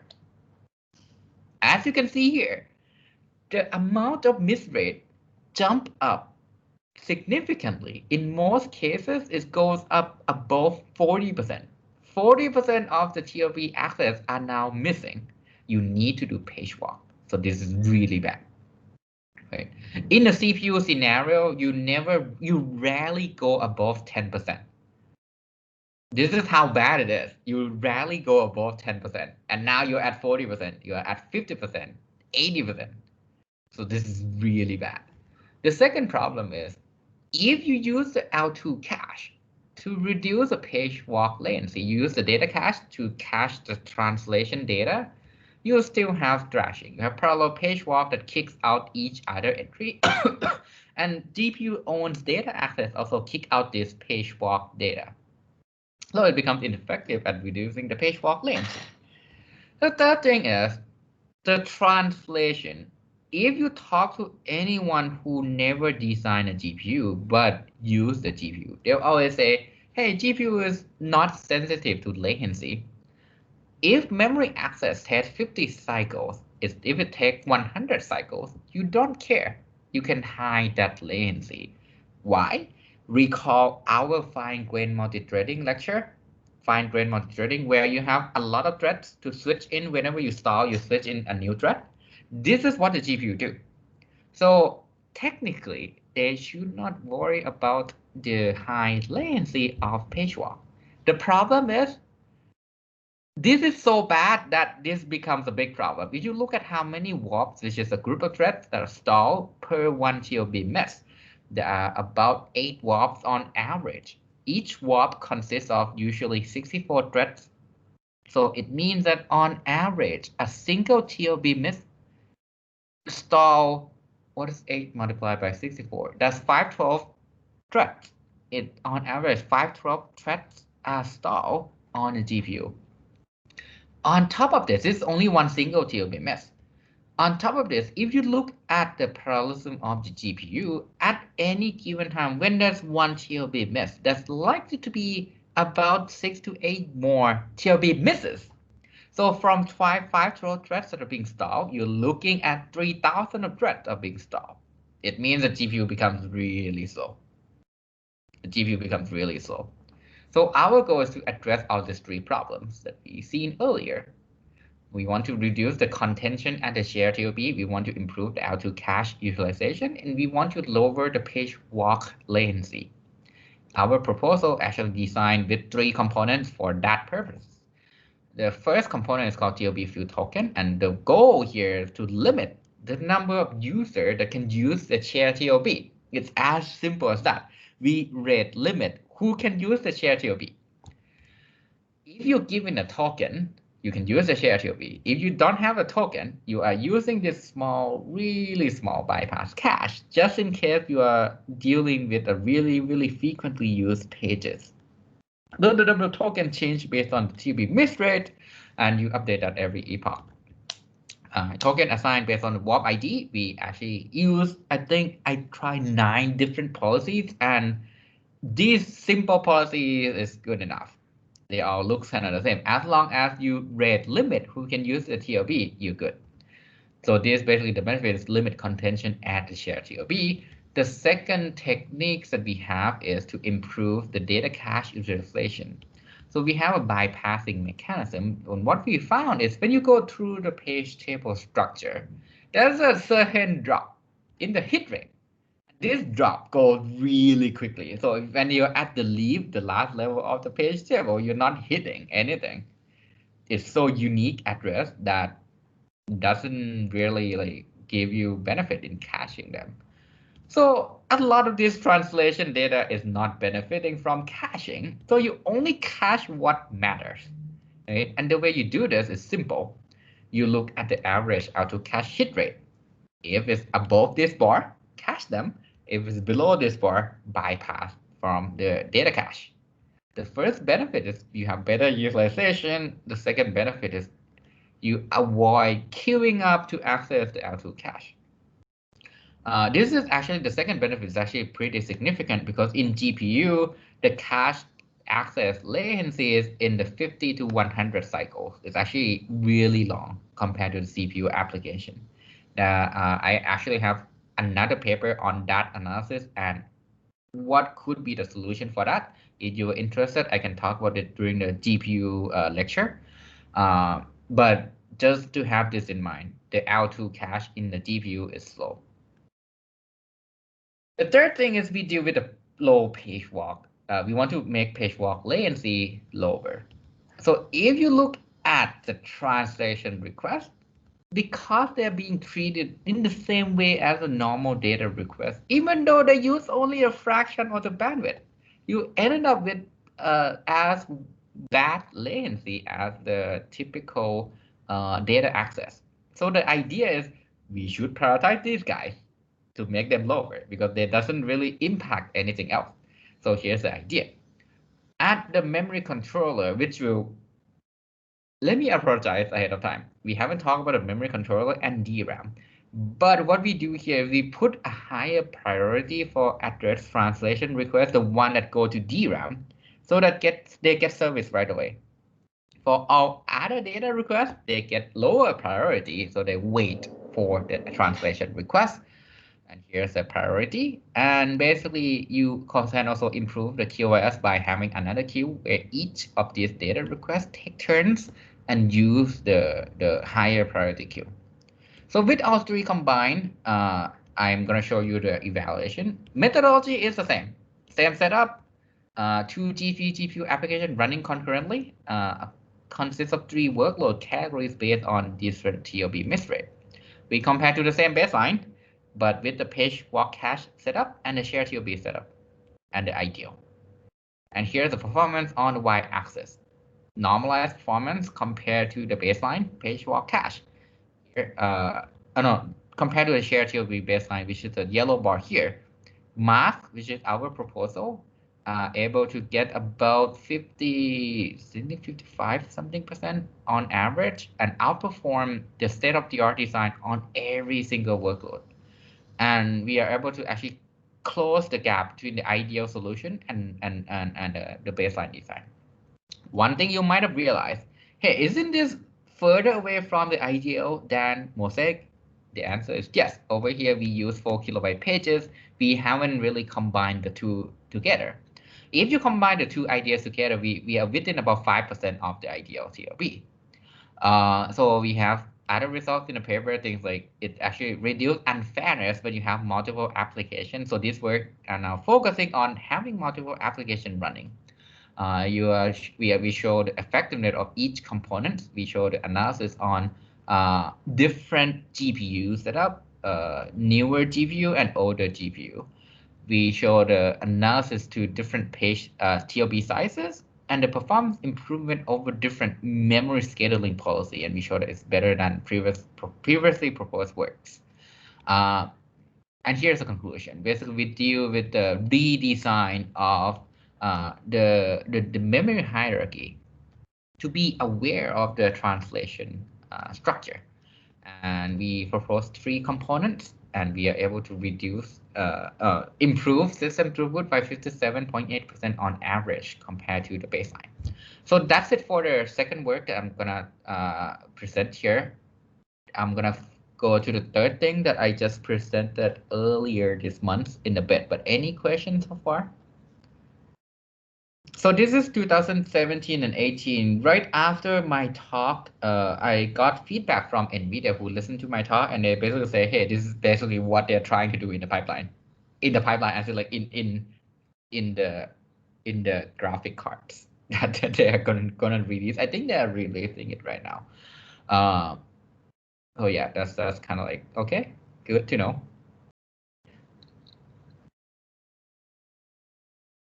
I've got a general question. So Yeah. if they also implemented that, what is the patent on this one? Who owns this idea actually? For this work, I believe that this is more like VMware would like to dive into this area, so I don't think they patented it yet.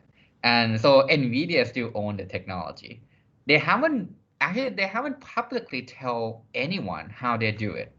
It just they kind of tell me what I propose in Mosaic is kind of like the direction where they're going. Yeah. So it's still being looked at. Me and my colleagues at VMware are still kind of like, hey, if we have students or who would like to follow this up, let them know. I would like to also look into this as well. Kind of phase, right? Where everyone's trying to figure out how best to manage data between CPU memory, the GPU memory, and the virtual address between the two. So yeah, that's a great question. Actually, it kind of depends on the third work here that I'm going to present. Actually, now I think VMware owns the patent. This one I'm not sure if they actually patent this. I can dig it up, but this is like right after, this is right before I'm done with my postdoc at CMU. So I'm kind of like in the process of giving talks and moving back here. And like, I don't care about the patent. Yeah, but the VMware folks will be like handling those. Yeah, and this thing is kind of like, I can tell you this is like not fully funded by VMware, but they pay me as an intern, even though I'm at CMU to work on these things. So they are definitely within their interest to work on this, right? Any other questions on the general, like anything? Yeah.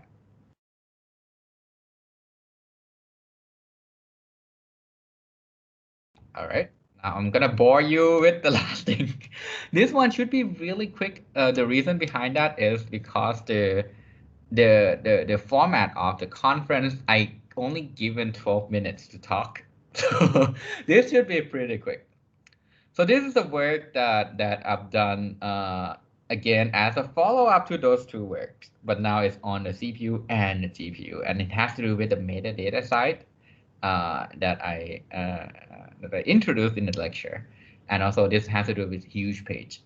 So this work is called Prism. This present in PAC 2020. PAC is like it's not like a tier 1 conference in some area, but I've heard that the programming language and compiler and high performance computing folks, they still treat this as like a tier 1 conference.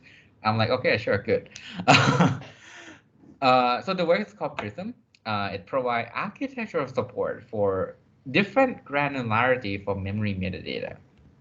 And here is the system that we target. We look at system with huge page where you want to get advantage of the larger TOV reach. You want to use large page, right? But the key problem is first of all, fragmentation. This is the same problem in Mosaic. And here is the data from another paper by my co-author. This paper is called InGen in OSDI 2016. OSDI is like the top tier system conference. On the y-axis is a fragmentation index. It tells you how many of those empty block of pages that you cannot allocate because they're useless as time goes on. This is running data, which is one of the big data application. It's kind of like managing data, and somehow as time go on, if you use large page, it goes up to 1.0. Basically, everything is fragmented. The second problem is called basically, if you use large page and you have to replace some pages, you lose the fidelity. Fidelity means that you cannot tell what do I need to do when I need to evict only 4 kilobytes of those 2 megabyte pages. Here's the data from the Peaberry paper. This is another paper in HotOS 2019. And over here, you can take a look and you see that there's a dirty bit amplification, which I'm going to tell in a little bit more detail in a few slides. But what you can tell here is that you can tell if you need to replace a 4 kilobyte data out inside the 2 megabyte pages, you can't tell which of those 4 kilobytes you want to get rid of. The third problem has to do with promotion and demotion, and here's the data from the InGen paper. On the y-axis is number of pages that get promoted. There are 3 VMs running, and obviously this is unfair. VM3 get promoted forever. VM1 and 2 are like, I never get promoted. So the problem is actually come from mostly one source. You lose fidelity when you have huge pages. What do I mean by fidelity? Let's look at a big tower. Over here is a picture of a Willis Tower. I think we'll rename it to Willis Tower. This is in Chicago, right? It's a skyscraper. And one thing that you need to do when you have the building this tall is you need to hire people to clean the windows, right? Otherwise, everything will become dusty. If you use small page, this has happened. If you use small page, you can tell, okay, that part of the window is dirty. Let me hire someone to go and clean it. But if you use large page, this is what happens. If something becomes dirty like this, I can only tell, okay, that whole side of the building is dirty. I don't know which one is dirty. I know that that whole side is dirty. So let me clean the whole thing. This is the problem with 2 megabyte page size or large page in general. You know something is dirty, but you don't know which one in specifically you need to clean. So the problem comes with the loose fidelity in the metadata bits. What are the metadata bits? Metadata bits allows the hardware to tag different pages information. Things like, have I accessed this page before? Is the page present? Is it dirty? And so here's the 2 megabyte page table entry. you can see that the physical frame number that we learned, that is also some unused parts of these 64 bits, right? And then the bits 11 to 0, those are the metadata bits. The OS, Linux, Windows, they all use these bits to infer information on the pages so that they can actually apply things like which page to kick out from your memory, put that to the hard drive. You can, if you have a fast and slow memory, which I think you're gonna have something like that in a bit in a few years, you can map some frequently accessed thing to the fast memory, and then map the least lower frequency access pages to the slow memory. The problem is the metadata bits is now tightly coupled to the page size, which means that if you increase the page size to 2 megabytes, you can only track 2 megabytes granularity. So the OS doesn't have any idea what's going on inside the 2 megabyte region. So here's the big issue, and here's the data. So on the y-axis, I show the frequency of amount of time that I accessed a large page. The y-axis shows the whole large page, the 2 megabyte region. Over here, each fraction, if it's wider, if this violin plot gets wider, it means that that part of the huge page is frequently accessed. So as you can see here, if you look at, say, a fluid animate application, you can see that only a small fraction of my huge page are actually hot. The rest, they're not frequently accessed. But if you track metadata bits in this huge granularity, everything here is the hot pages, right? You see, okay, I want to keep these whole pages inside the memory, even though not a lot of them are being used. We actually have a lot more analysis in the paper. For the interest of time, I'll skip that. If you're interested, let me know. The goal is basically you want to decouple this from the page size by allowing finer grain variable metadata granularity, and we want to make this applicable to anything that utilizes virtual memory. It can be applicable to CPU and applicable to the GPU. Here's our design called Prism. It has two main components. First is the metadata registry and the page table extension, and the second component is the TOB extension. So here's the overview. So let's say that you have the virtual address, right? This is a typical process of translating your virtual address. You've seen this slide before. You start with the CR3, you go using the index to level 4, the index tree go to level 3, and then when you are at level 2, which correspond to large page, you extend this to include the metadata registry in the blue shaded area here. So you use this to add the access and dirty bits information in the metadata registry so that you can tell which small pages has been accessed, which small page has been modified. And with that, when you do the page walk, you will you use the index to look into both the page level entry and these additional bits. These additional bits would actually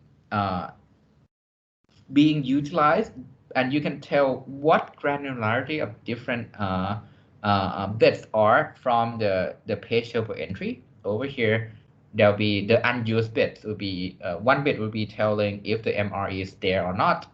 There'll be 3 bits for the access and 3 bits for the granularity of dirty bits, so that you can use all the 32 bits inside the MRE for access and dirty bits. The rest are unused. You have 2 more bits left. And here is the encoding of the 3 bits access and dirty bits. There are 3 bits in total, so it means you can have 8 different granularity. For our work, we only have up to 6 different granularity from 1, 2, 4, 8, 16, and 32 bits. We found that 32 bits is good enough for granularity of the metadata bits. So your question might be, what about the TOB? Because a lot of time you don't even have to go to the page walk structure. A lot of time you go to the TOB and it's a hit.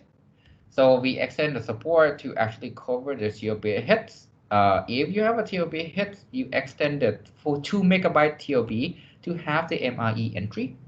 So the TLB is now aware of the corresponding metadata bits. So when you have the TLB hits, you access the TLB, and then you can now check the access and dirty bits, and you can set those bits accordingly. Whenever you have a TLB miss, because you now set the MRE, right? The MRE inside the TLB will update whatever is on the page table. So you can extend the page table walker to update and fetch the corresponding MRE and update the old entry out. We provide a software interface so that this can be done from the OS by calling this function, and then this will set the block of address to have the metadata bits and the type, and this allows the hardware to perform the additional, basically what Prism has to perform. So in terms of evaluation, this is where the paper kind of like fall a little bit short because I ran out of time to like work on this project as I'm basically transferring to the lecture position. And so we show the case study using Mosaic infrastructure on the GPU demand paging. And that's very much all the main evaluation of the paper that shows performance. And here's the normalized performance compared to the baseline 4 kilobytes. So we want to get as close to this as possible. Higher is better. As you can see here with Prism 32 and 8 bits, you can see that sometimes if you lose the granularity, the performance can tank. As you can see here from the large page baseline in blue, right? So because you want to get as high as possible, Prism gives you an option of still working with large page, but get the benefit of a replacement policy of fine-grained page sizes like 4 kilobytes. We have a lot more results in the paper, and here's a QR code for the paper. For the interest of time, we should go to the checkpoint because we have only 40 minutes left. Here's the conclusion. Again, we look at some fidelity loss, and the key idea is to decouple the metadata information from the page size. We want to have our own way to track metadata. And Prism provide that interface. It recovers the fidelity loss, and you don't have to modify anything in the application except for the driver. And you can now recover up to 65% fidelity loss on the CPU and get about 30% performance improvement on the GPU. Any question on this before we move on to your checkpoint? Actually, there are two things I want to say, not just the checkpoint.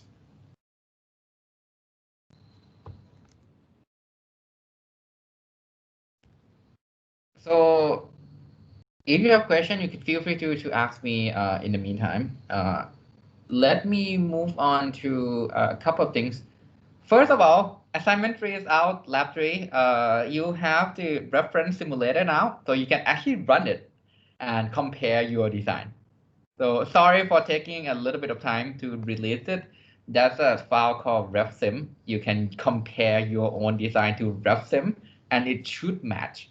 If it's matched, it means you got everything correctly. We also, I also put in a lot of test cases for you so you can test all those assembly code. Your task is to implement the G-share predictor and instruction cache, data cache. If you have any question, please let me know. I have a starter code. Don't start from your old assignment 2 design. Start from a new one. It's a lot easier to start from a new one. The new one already have the pipeline implemented for you. The reason why I don't release it earlier is if you're still working on lab 2, that's your solution. So that's a solution for lab 2, and you can start from there. So anything for the paper reading, anyone want to present the paper they read, because there are 2 more presentation needed for the class.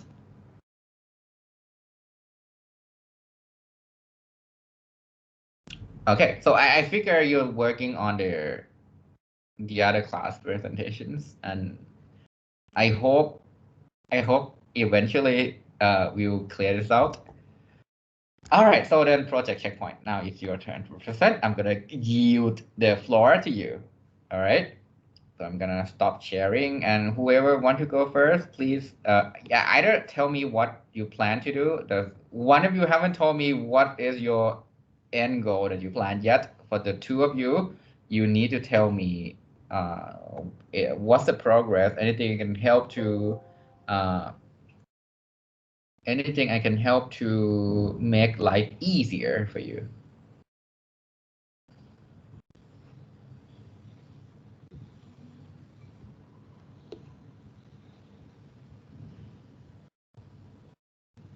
And if you want to kind of like also check out virtual memory related work, you can also check a few more things that I published on the topic.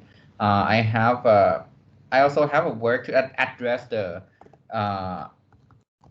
virtual machine problem. Basically, we talk about the virtual machine that it's actually can be slow, right? So we have one more work presented at ISCA in June. It's actually been in a submission cycle for like 2 years and getting rejected all the time until now it actually got accepted.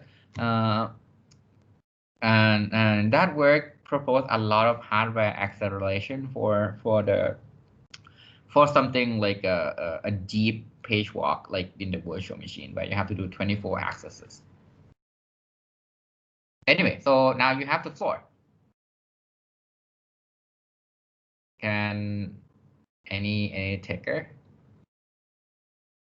Again, checkpoint is just for me to tell you some feedback that I have to make your life easier.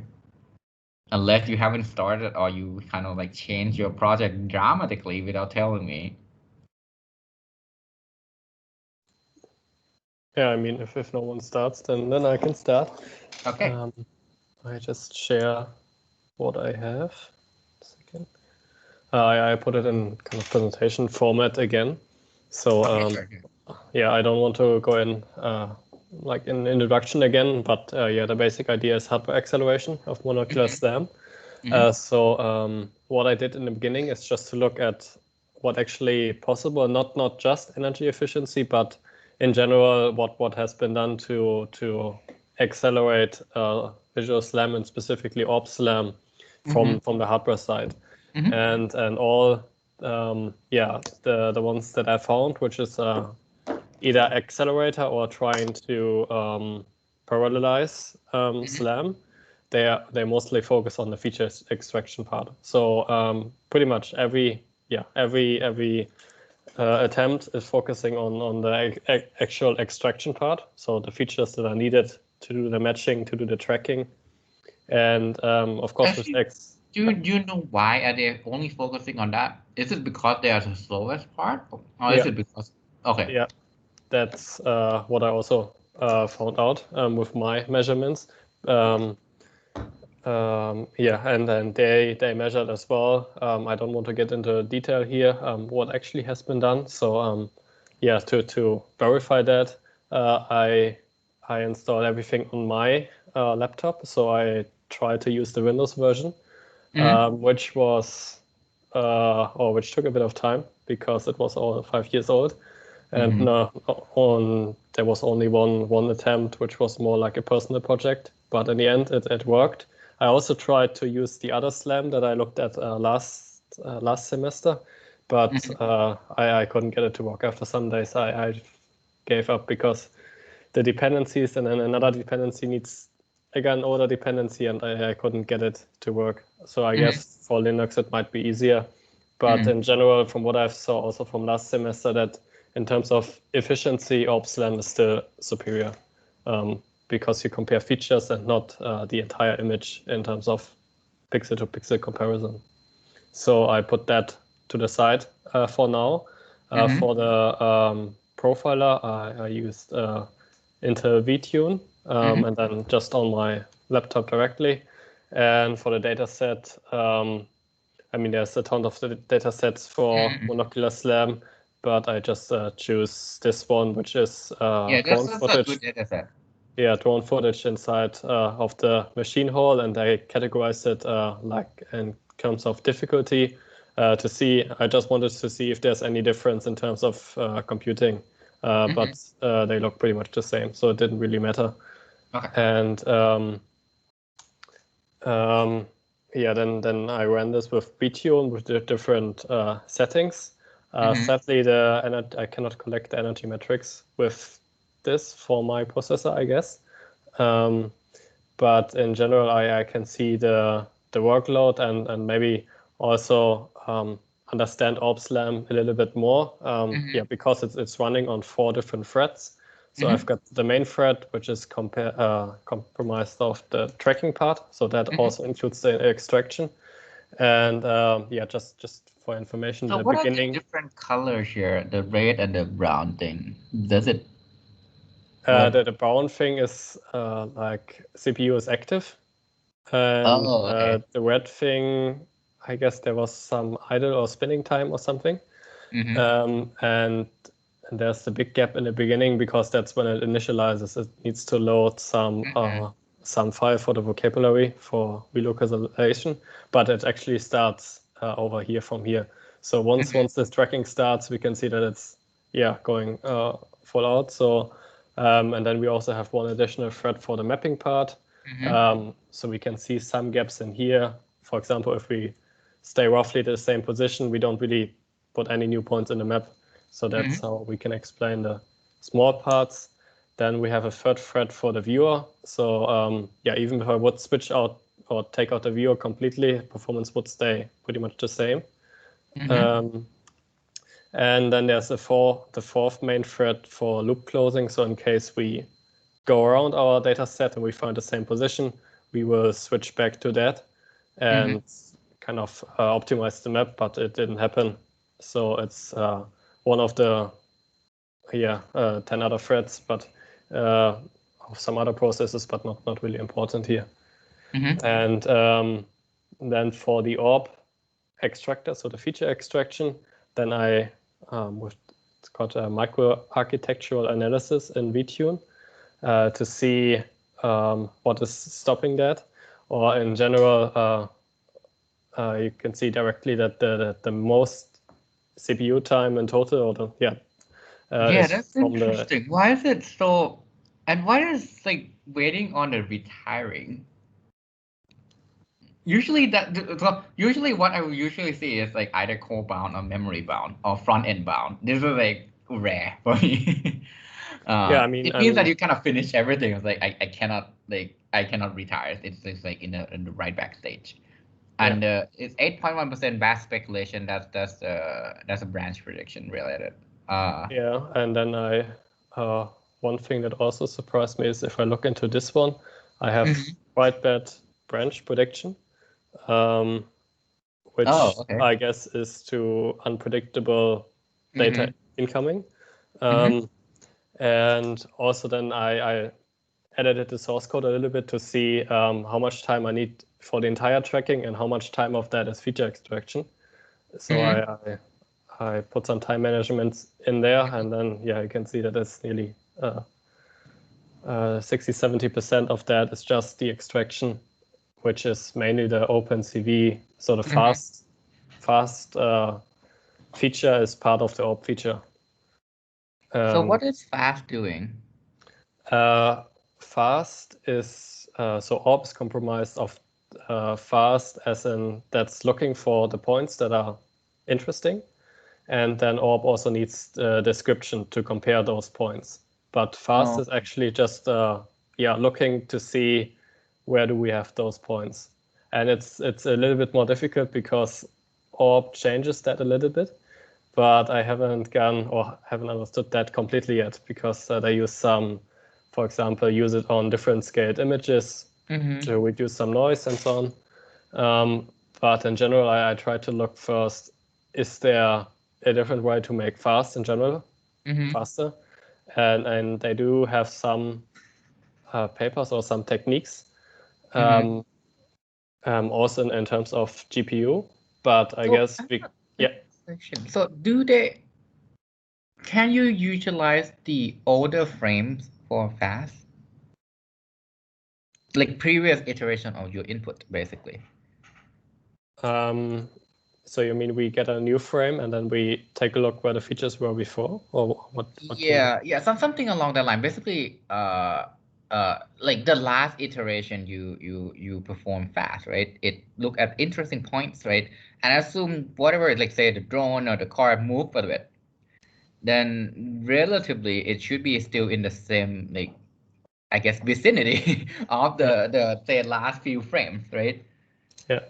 So maybe you can maybe narrow that down and like run that in a multi-threaded manner, maybe. Yeah, I'm not sure if they do that already, but I don't think so. I will write that down.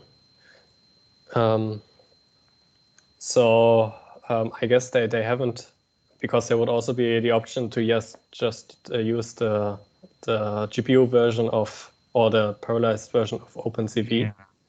But I guess in the original paper they didn't do that because they wanted to show it also works on CPU. Or Yeah, I figured the paper is focusing on different parts of this, right? Yeah. So that is what I found out in the first analysis.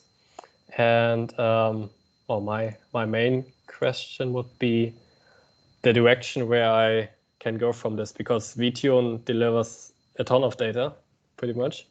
So if I should try to look for something such as this to try to improve it, and then in terms of it's more efficient, it actually solves the task faster, then we also have less power usage, I guess. Or also some other thing that one paper you sent me, I think that's similar to another paper that I found, is controlling the parameters while ORB is running. So for example, some frames are completely unnecessary, so we can throw them out. Yes. Or we only use a little bit less features now because our environment is pretty good. That would be the other side. But especially if I want to do real energy measurements, I guess I need to run it on a embedded platform, or or at least not on my laptop, I think. Then I guess it makes more sense. Or what do you think? So both are viable. One for the second option, one thing is I think at the end of the day you need to be able to evaluate the energy consumption, right? To better figure out should I go that route.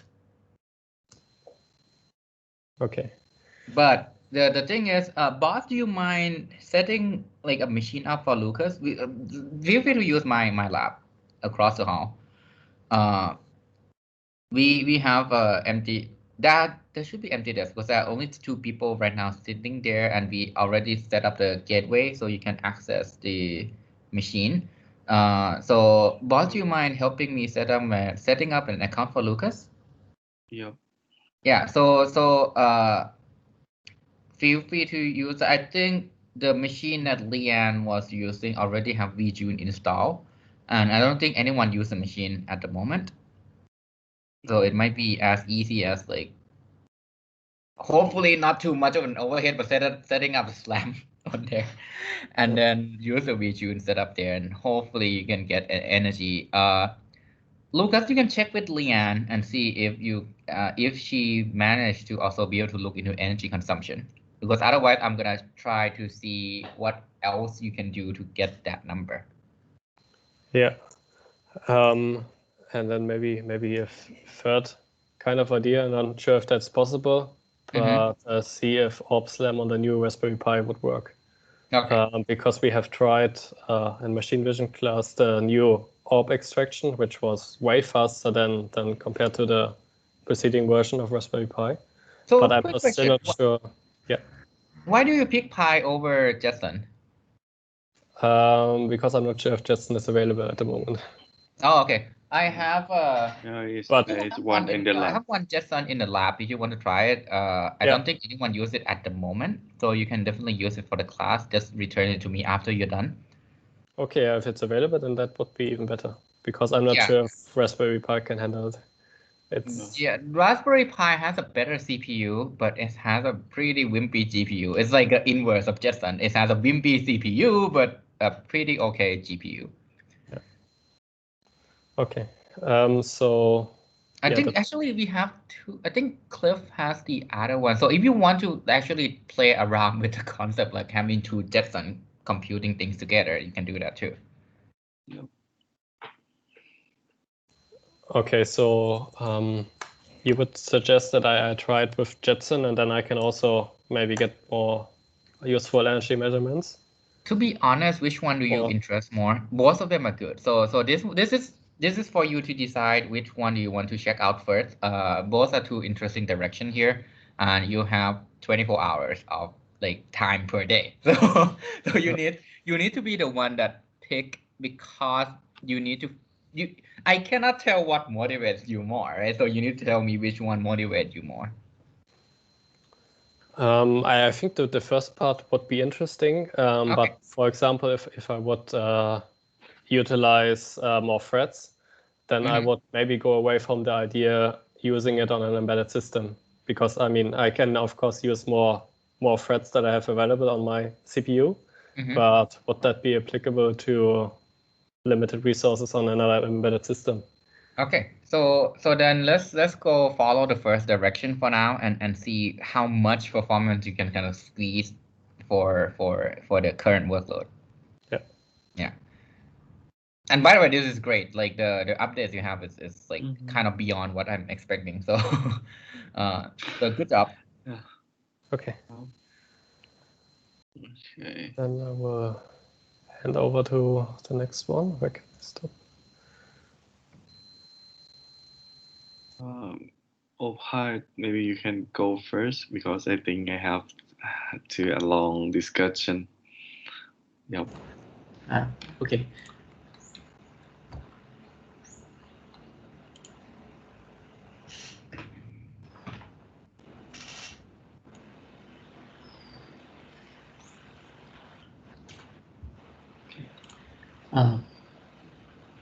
Yeah, I'm here. Please go ahead. I'm just like making a meeting slot on the Vex.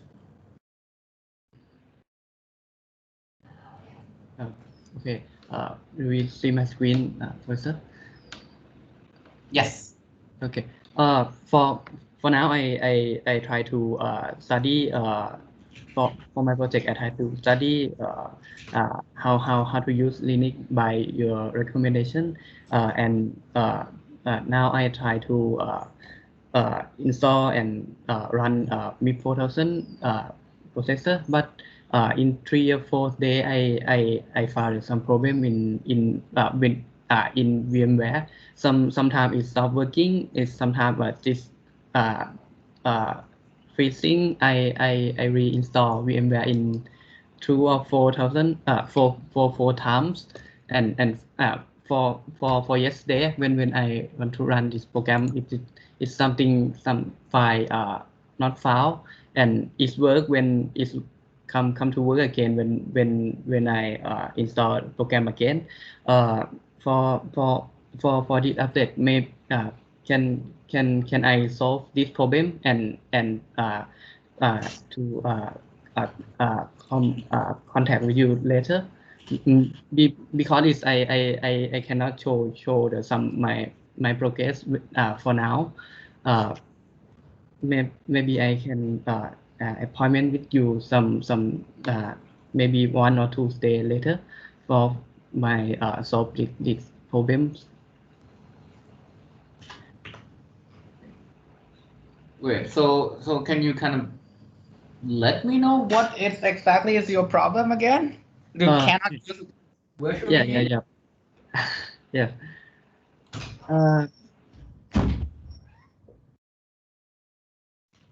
Okay. For I try to use the VMware for run the Linux, and Okay.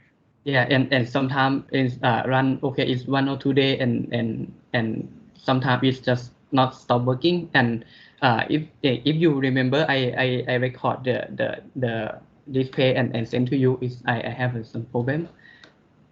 Yeah, and I try to reinstall the Ubuntu again, and restore VMware again, and come back to working. And sometimes it's 1 or 2 days. It's display is freezing. And for last for yesterday, this is I this is file not found. Is something I think it should be work if I reinstall Ubuntu again. Yeah. No, this is the VM files not found. Like Yeah. basically the virtual machine is telling you like I cannot find the virtual machine you have. Yeah, but Like you okay, let me put it this way. This is have you Googled this problem? yeah. For this problem, I I I try to search what is problem, and uh, the recommendation is the new reinstall the VMware because file is some file is missing, but I didn't copy or or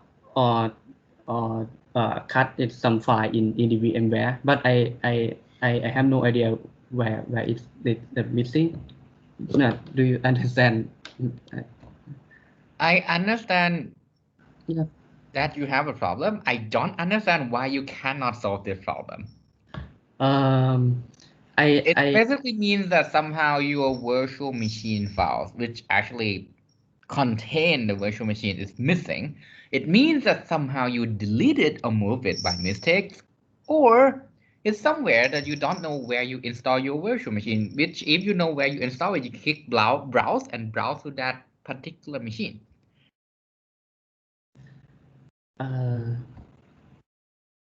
If you go to configuration file, here, right, the virtual machine files, Ubuntu 64bit.bmdk, basically, where is that file on your desktop or on your laptop?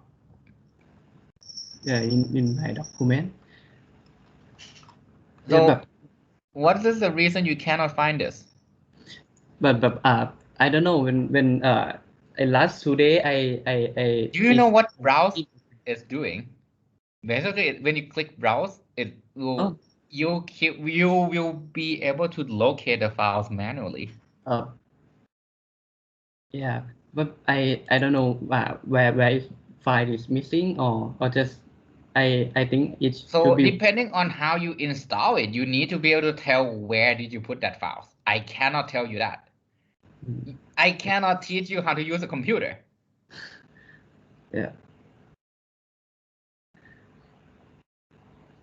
And I don't know why this is not being resolved earlier. So, okay, this problem aside, what do you plan to do for your project? Because I haven't got your email on that yet. Like, what do you plan to do for your project? Okay. For my project is want to simulating 5-step pipeline in the MIP 4000 processor, and then visualize the process is into the 3D model for easier to understand. Yeah, with I studying in the Maya program for So, yeah. how are you gonna connect the two together? In two part it separated together. It's simulation for use when expanding for how to say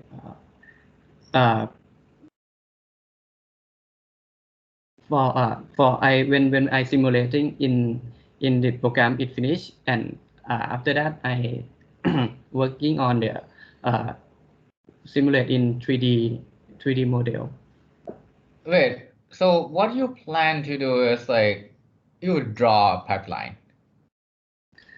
It just You draw the design. no, it's just step by step. When if I want to run this command, and what happened next when in memory after it actually load some data. So how are you going to generate the output from your MIPS processor for as an input to the renderer, which would render your pipeline? Because that's really hard. I will tell you that that's really hard. uh, uh, for now. You can't just say, hey, this is the input, I'm gonna draw it manually in Maya, because there's millions of possible inputs that you can have, right? So each time that you simulate, it would look different, which means that it has to be redrawn. So have you think about that problem? I didn't. Okay, so we definitely, you need to send me a detailed project problem, goals, and whatever I asked for so far, because I have not got anything from you. Yeah. Maybe in today. And unable to use a virtual box, unable to use VMware virtual machine because you cannot locate, like you don't know where you install that file, is not a good reason. I I'm know. not gonna troubleshoot that problem for you. It's too simple. You need to be able to figure that out.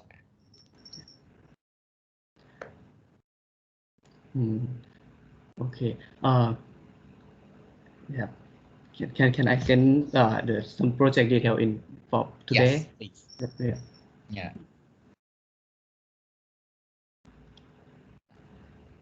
Because from what I see, your situation is really desperate. Like you only have a month and a half left. If you want to do that project you described, that's a year-long project. Given assuming that you know what you're doing and you know how to actually how to actually dynamically interface between the MIP and the MIP processor and the whatever renderer you want to use. If you want to use Maya, you need to figure out how do you automate the drawing. It's not easy. Unless I'm missing something. I don't think you can finish your project. Like, let me be this honest. Like, your project is too hard. Even though you have 3 months, it's still too hard for anyone to finish in 3 months as a class project. I'm not saying it's bad. It's good, but it's too hard, right? And given that you cannot even boot up a VM, this is going to be problematic. So please send me an email if you do that. I'll get back to you on what to do next or what else to potentially you can do, because you need to find a plan B now.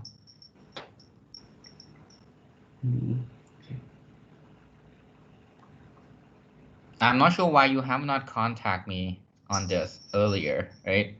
I can help you so much, but there's some extent that I'm not willing to help you anymore. I cannot handhold you through your degree. You're not a baby. You're a master's student. You are here for a reason because you want a graduate degree. You're not even an undergraduate status anymore. And I believe more sophomore undergraduate students can solve the problem you run into at the moment. I don't know who teach you computer science. I don't know who teach you computer engineering, but they fail. All right. So please be more responsible. Whatever I ask for is for your benefit. I'm not asking you too much. In fact, I think I'm asking you a little bit less than last semester. I mean, last year. Okay, so Songpon, do you want to briefly talk now? But so briefly talk about what you want to do, so for that your classmate knows what you're working on. You're muted. Maybe I can share my screen a little bit. So I think everyone see my screen now. Okay. Yep. So the main idea of this project is really the same, that I want to observe the SPMB, how does it acting in the hardware level. It's just roughly introduction about SPMB is sparse-matic multivector multiplication.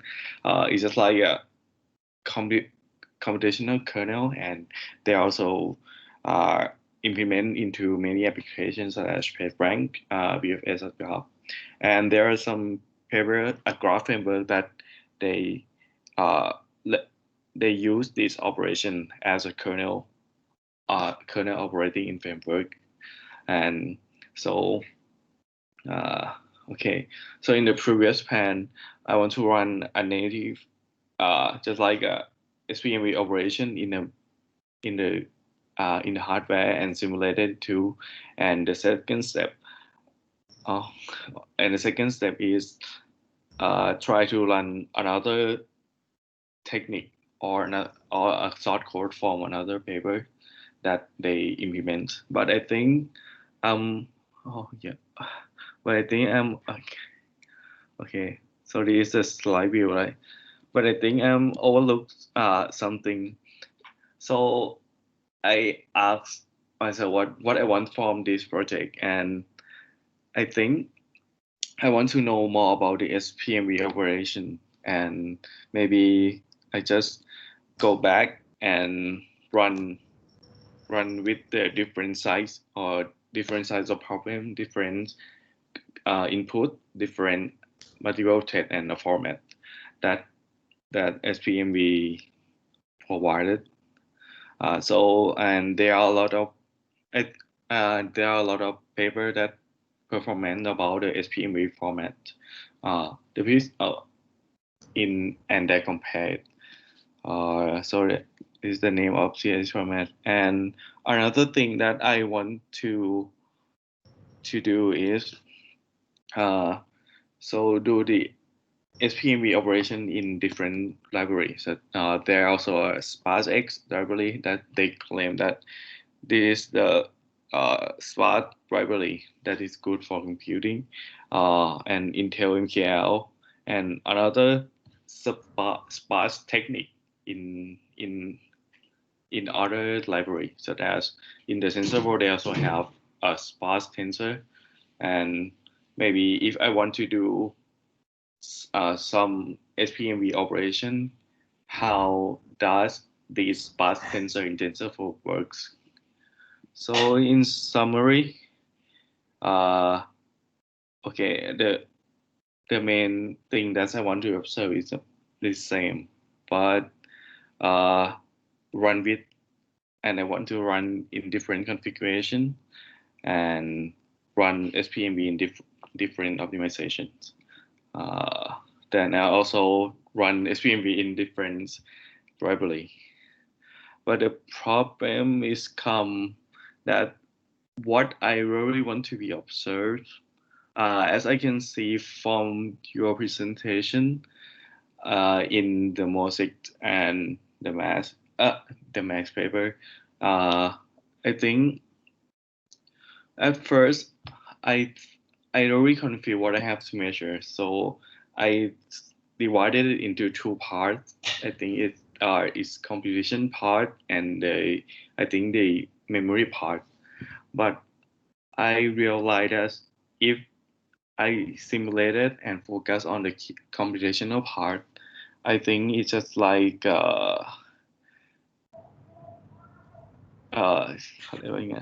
it's just like try to understand the specific hardware things, and the remain operation in every hardware remain the same. So, okay, I think I know what problem you're facing right now. You want, so okay, let me rephrase it. Right, yeah. What you're doing is there are multiple frameworks that claim different benefits on SPMV, sparse matrix vector multiply, and you want to be able to, like, for the project, you want to be able to tell, okay, if I have certain configurations, which framework you should use, what are the trade-off between all this framework I've seen so far on this different algorithm, including different data representation, right? So what you will actually want to evaluate are things that are more fundamental, in a sense that, okay, what is the trend for each of the framework? If I give them more compute, if I give them more bandwidth, what's the trend? How does it scale? Because depending on the problem set size, certain thing will be better than another. Certain data format if it's too dense, if it's getting a little bit more dense, SPMV, can they handle that? Because it's designed for a sparse metric, right? Sorry. And if you have, say, more nodes, right, how would that scale? If you are looking at running this in a NUMA large scale cluster, would that scale well? Or is that only designed for a single node problem, single node setup? So these are, I think, a good evaluation metric that are more toward the hardware and the system. Basically, you can simulate and vary the number of cores, vary the number of memory bandwidth you're giving, vary the memory latency, vary things like the available capacity, right? And see how each algorithm, each framework would scale. So I think that would be a viable project for sure, right? It would allow you to learn something from these frameworks. It would allow you to learn, hey, this might be a potential bottleneck. This is kind of similar to what Lucas is trying, but Lucas is more like, okay, I know the algorithm I want to do, so I'm gonna identify that part. In your case, because there's so many background work on this already, you want to first compare each of them and see what are the trade-off for all these background works, right? It's been like almost, I think, 7 years worth of like work on graph framework. So so that can get pretty intensive in terms of if you want to identify like a single thing for now, right? A single thing you want to improve, these steps will show the trend so that you can identify, okay, every single framework is stuck when this happens. So you can then improve this definitely after this class. So this is the scale of the experiment that you have to run is way more time consuming. Because you need to run multiple setups and you need to also make sure this is more like a methodology paper where you need to figure out, okay, what is a good method to compare everything you want to compare. Right. So but we do this, I can answer that the behavior of each framework that I run the SPMB operation, right? Yeah. But and also another thing sorry, go ahead. Also, but I really want to know that how that SPMV is good for computing. Yeah, I know that there are the math behind, and if you want to hardware utilization, you just push much data to compute as much as I can. But so far, if I do That's this, not always true though. I think so. Okay, I think this discussion is going to take a few like like half an hour or an hour. So let's meet afterward. Okay, okay. Because we already at noon and I need to kind of like switch to another makeup class for the other thing. So anyway, thank you for all the updates.